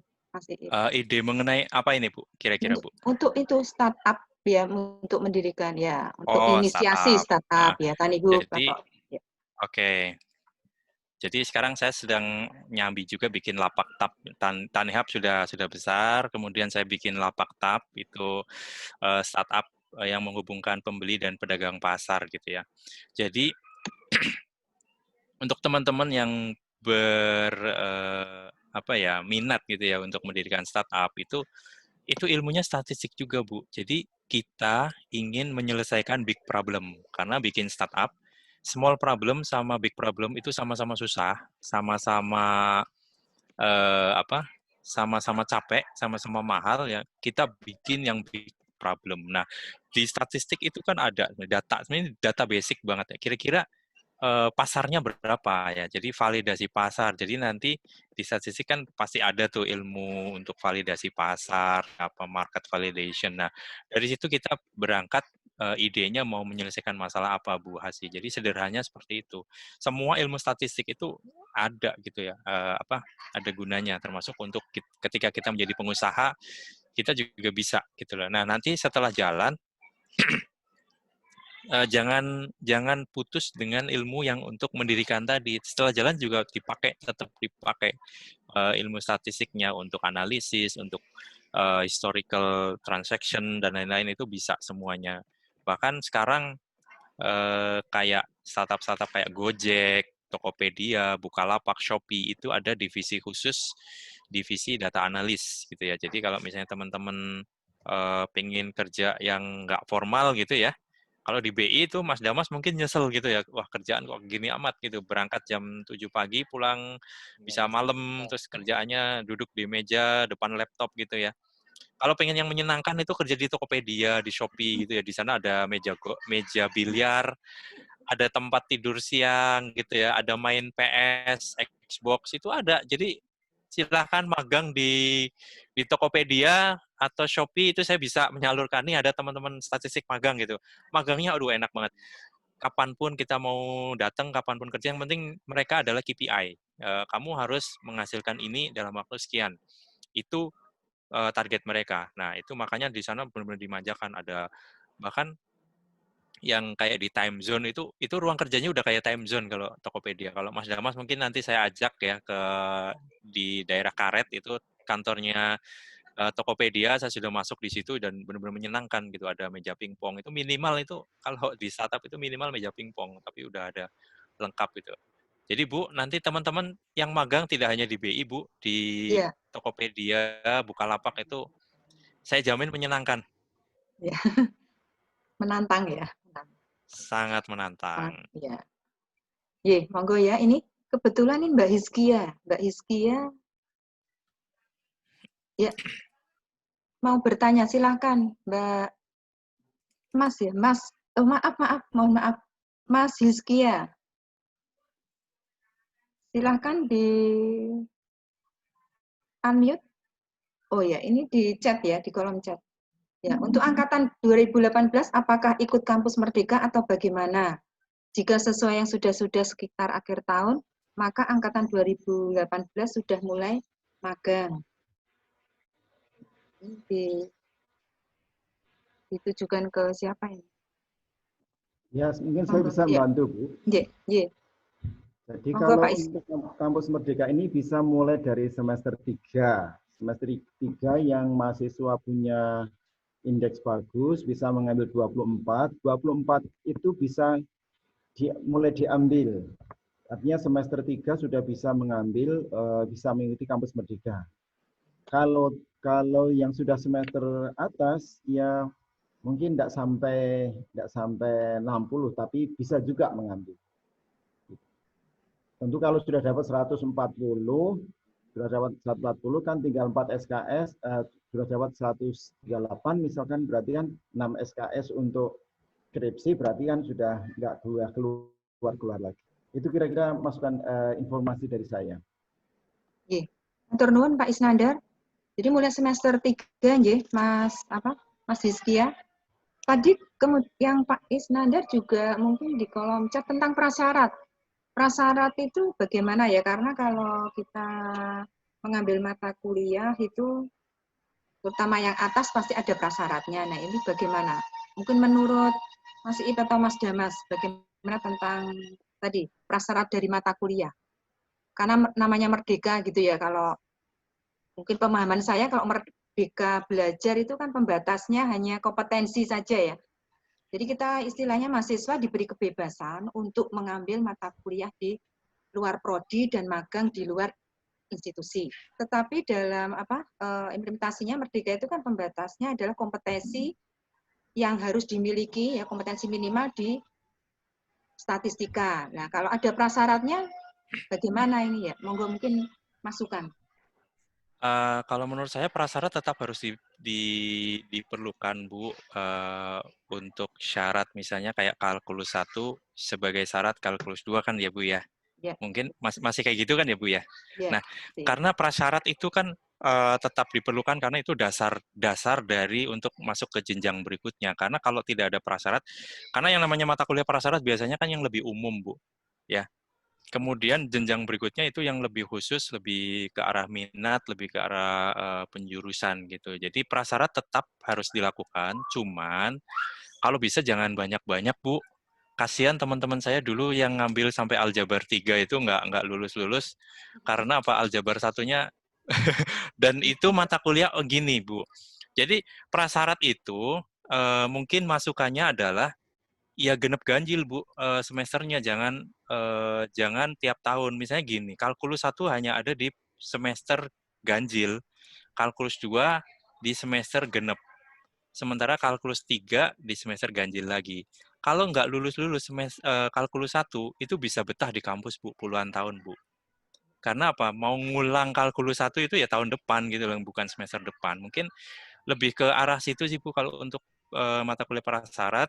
Yang pertama tetap diperlukan, yang kedua jangan banyak-banyak gitu. Karena maksimal 2 lah, misalnya kalkulus 1, kalkulus 2. Kemudian yang ketiga adalah ya jangan tiap tahun gitu, jangan genep ke genep, ganjil ke ganjil, itu susah sekali. Itu mungkin ada nun sewu Pak Sugianto, beliau ngajar saya kompleks Bu, saya mata kuliah Fungsi kompleks. bilangan fungsi kompleks nggak lulus-lulus, jadi saya ngulang terus semester pendek, semester berikutnya, jadi ya itu nasib saya lah. Mungkin itu Bapak Ibu sharing pengalaman. Terima kasih sekali, penting, bagus sekali itu masukannya Mas Miftah. Ya. Bagus sekali, alhamdulillah. Ya. Terima kasih. Ya, mungkin. Terima kasih. Ya. Selanjutnya, silakan. Ada pertanyaan lagi?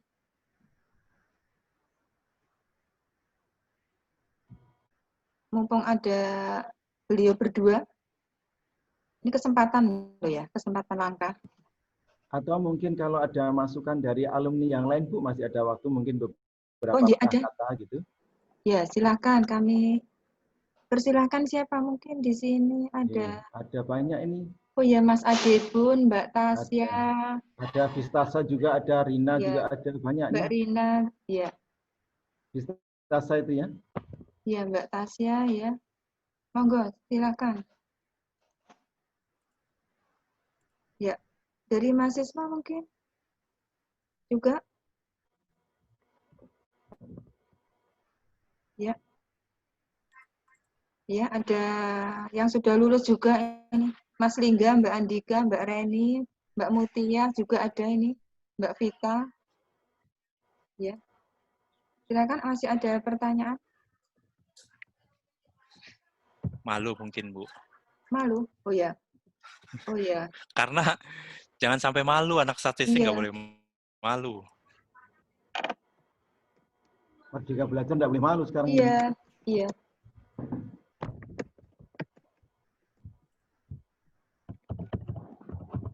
Ya, silakan, ini kan juga cara mengkomunikasikan ya. Monggo, apapun ya, apapun, monggo silahkan masukan atau komentar.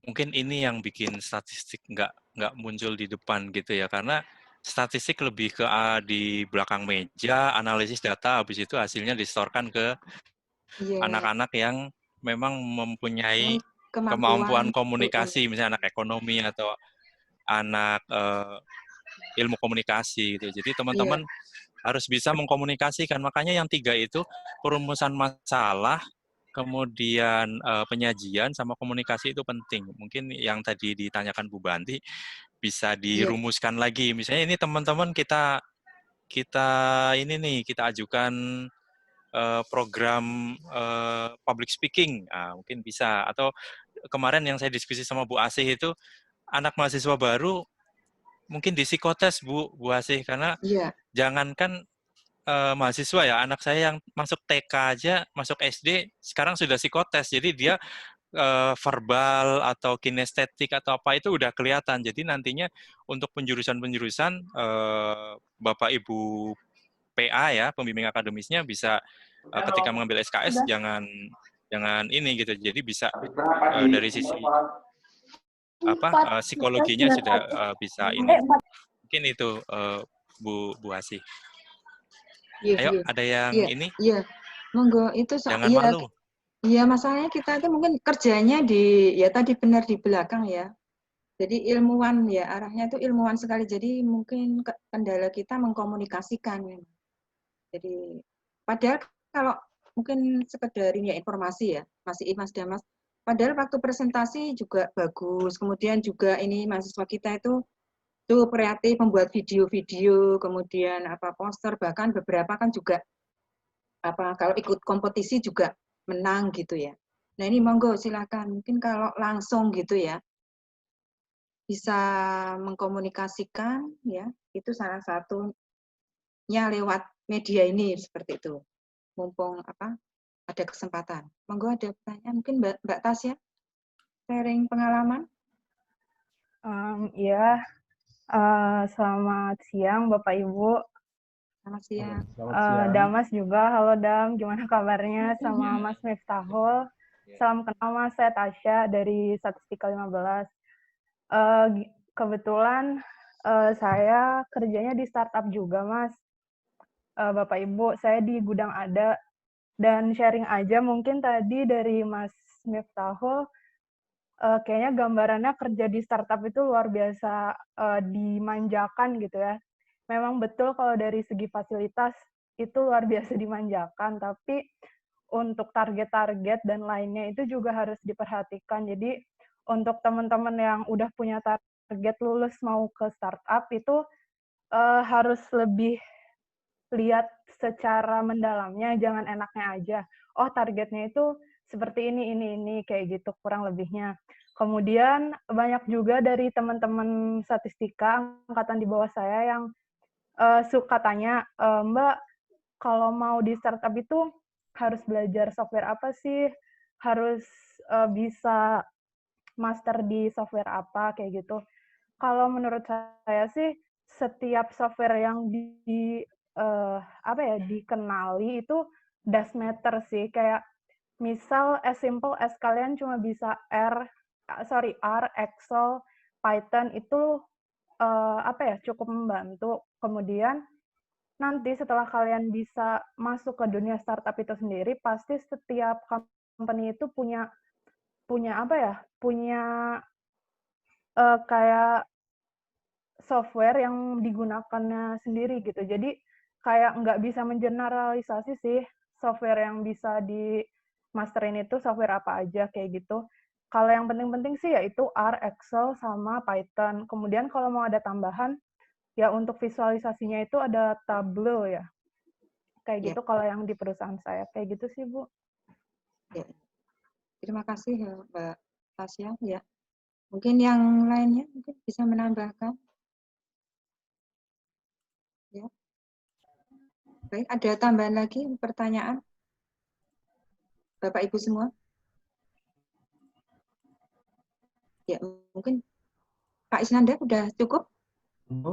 Iya, ya. Kalau ya yang lainnya mungkin ada tambahan? Ampun, cukup. Sudah cukup ya? Ya. Kalau sudah cukup mungkin untuk sesi tanya jawab kita akhiri ya. Terima kasih kepada Mas Repdamas dan Mas Iip ya atas sharingnya, atas pengalamannya dan juga atas masukannya terhadap pembelajaran dan proses pendidikan di Prodi Statistika. Nah, untuk selanjutnya mungkin ada closing statement mungkin dari Mas Repdamas atau Mas Iip ya terkait tadi yang sudah disampaikan. Ya mungkin sebelumnya tadi ya yang disampaikan dari Mas Damas tadi ya, di akhirnya tadi negara sudah merdeka ya, kemerdekaan belajar belum ada. Kalau ini ya semua pihak harus mau bekerja sama, jangan sampai setelah lulus mahasiswa tak tahu harus kemana. Itu salah satu tadi ya yang disampaikan. Mungkin ada tambahan closing statement lagi atau mungkin ya dari Mas Damas dan Mas Iip, monggo. Coba memberikan closing statement ya Bu. Ya, silakan. Khususnya itu buat teman-teman sama adik-adik semuanya. Statistika UNS memang baru berdiri 2014 dan angkatan pertamanya 2015. Kita sebenarnya nggak boleh malu sih ya, harus malah menunjukkan diri bahwa kita itu bisa. Seperti contohnya di PCPM 34 itu yang jurusan statistik itu ada 6. Dan itu salah satunya ada dari UNS. Berarti statistika UNS itu tidak kalah dari statistika yang lainnya. Seperti itu. Jadinya dimanapun kalian mau berkarir nantinya, cintailah pekerjaan kalian dan jangan lupakan ilmu statistika yang udah didapatkan di bangku kuliah. Seperti itu, Bu. Wah, bagus sekali ya. Terima kasih Mas Damas. Selanjutnya mungkin Mas Iip bisa menambahkan, memberikan closing statement-nya. Mungkin, Bu, mungkin ketika saya searching ya tadi jurusan statistik itu UNS nggak muncul Bu Hasih. Mungkin kita bisa menggunakan cara-cara yang unkonvensional untuk menunjukkan jurusan statistik ya. Kalau kampus lain mungkin dengan penelitian yang serius gitu ya, jurnal atau apa gitu ya. UNS bisa menggunakan cara-cara yang unkonvensional, misalnya setiap bulan gitu, atau meluncurkan penelitian-penelitian yang lucu-lucu gitu ya untuk gimmick-gimmick marketing gitu ya, misalnya ya apapun gitu, misalnya yang ada di YouTube itu loh. Jadi yang apa ya, istilahnya itu jangan menggunakan cara-cara konvensional untuk memunculkan gitu jurusan statistik di kancah nasional. Jadi bisa misalnya ada masalah apa, kita bisa berbaur di situ dan mungkin bisa menggunakan konsultan atau alumni-alumni yang bekerja di bidang media untuk itu Bu Hasih. Jadi karena saya kesulitan ketika tadi nyari UNS prodi statistik itu belum ada gitu Bu. Masih kalah sama IPB, masih kalah sama UGM gitu ya. Mungkin karena baru juga, tapi jangan sampai kalah Bu. Kita gunakan gimmick-gimmick marketing yang ada gitu loh. Jadi bikin aja press release yang lucu-lucu gitu ya. Apalagi misalnya ini ada mau ada pilkada langsung, pilkada langsung. Nah itu bisa tuh. Kayak kemarin UNS yang tempatnya Pak Tanto, model COVID. Nah, itu bisa, Bu. Jadi gunakan kita menaiki gelombang gitu ya, ride the wave gitu. Gelombang yang ada di media apa yang lagi ini kita naikin. Nah, itu wah, peneliti UNS, matematik UNS, oke juga nih bisa bikin model penularan COVID yang dibikin Pak Tanto. Itu sih yang saya baca, dan tidak semua kampus menempuh jalur itu gitu. Mungkin jalur itu bisa digunakan oleh statistik statistik FMIPA UNS Bu Hasih. Jadi sangat disayangkan sekali karena statistik ini bisa jadi rebutan lah. Sebenarnya ini jurusan masa depan sih. Kalau saya sih optimis sekali ini statistik bakal maju. Mungkin itu Bu Hasih, Pak Is. Ya. Ya, terima kasih ya. Terima kasih Mas. Ya. Sebenarnya ya. Mungkin sudah cukup ya untuk forum diskusinya. Ya, mungkin yang terakhir adalah penutupan ya. Mungkin bisa disampaikan oleh Pak Isnandar selaku Kaprodi Statistika FMIPA UNS.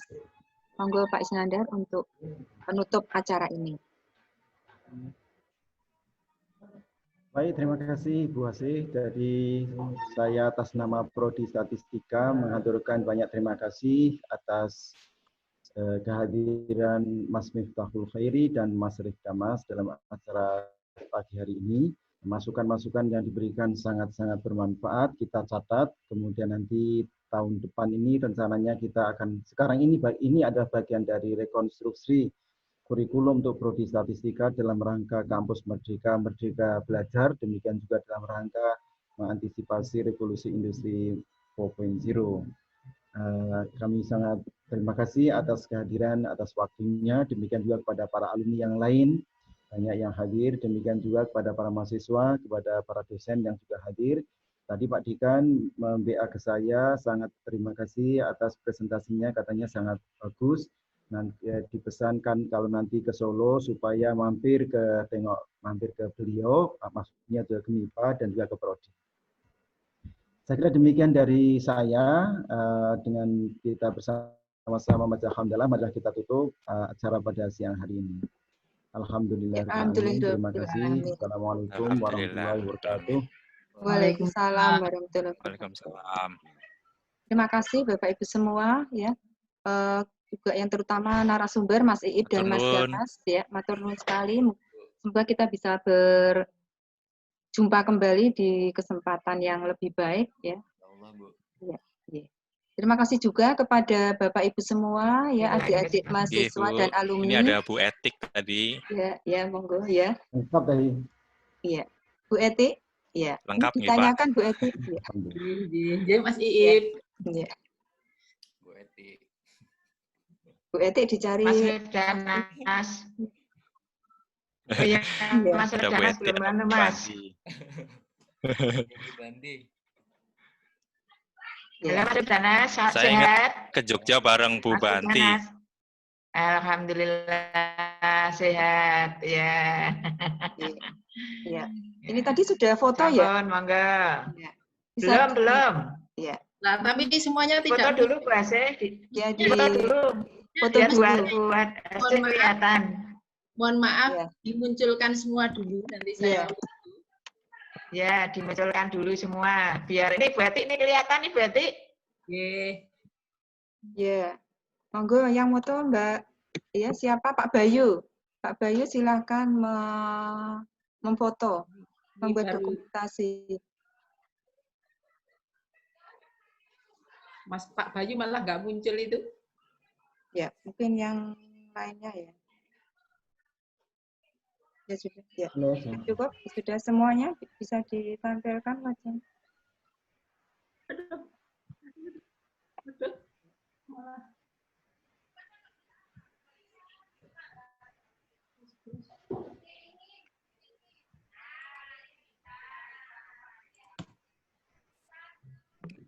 Sini loh, sini loh. Sini. Ya, sudah cukup ya fotonya. Mas Iip, mana Mbak siapa namanya lupa? Istrinya. Ya, istrinya siapa Mbak? Istrinya yang cantik itu loh. Ya, ya, Mbak siapa lupa? Iya, coba kayak seperti apa sekarang? Mbak Anita, ya. Oh iya, Mbak Anita ya. Iya. Nah, mana istrinya? Malu ya? Malu. Malu kenapa? Ya sudah, kita tutup ya. Kita akhiri ya, Bapak Ibu. Semua matur nuwun sangat semuanya. Ya, sama-sama Mas I. Sama-sama Bu Yuli. Halo Bu Yuli. Bu Yuli. Nggih. Halo Mas Damas. Ya. Mohon izin meninggalkan Ibu, Bapak. Assalamualaikum. Waalaikumsalam warahmatullahi wabarakatuh. Ya, monggo. Ya, saya yang terakhir sendiri.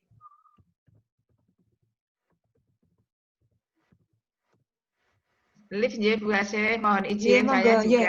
Monggo, saya menunggui sampai ini. Sampai selesai. Ya. Mas Damas, gimana pengalamannya, Mas? Enak nggak? Maksudnya gimana? Exciting atau nggak biasa gitu?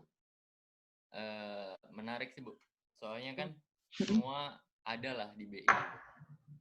Oh iya ya. Ini sesuai dengan impian Mas Damas kan dulu. Iya. Katanya pengen ini, ternyata alhamdulillah ya. Alhamdulillah, Bu. Iya, apa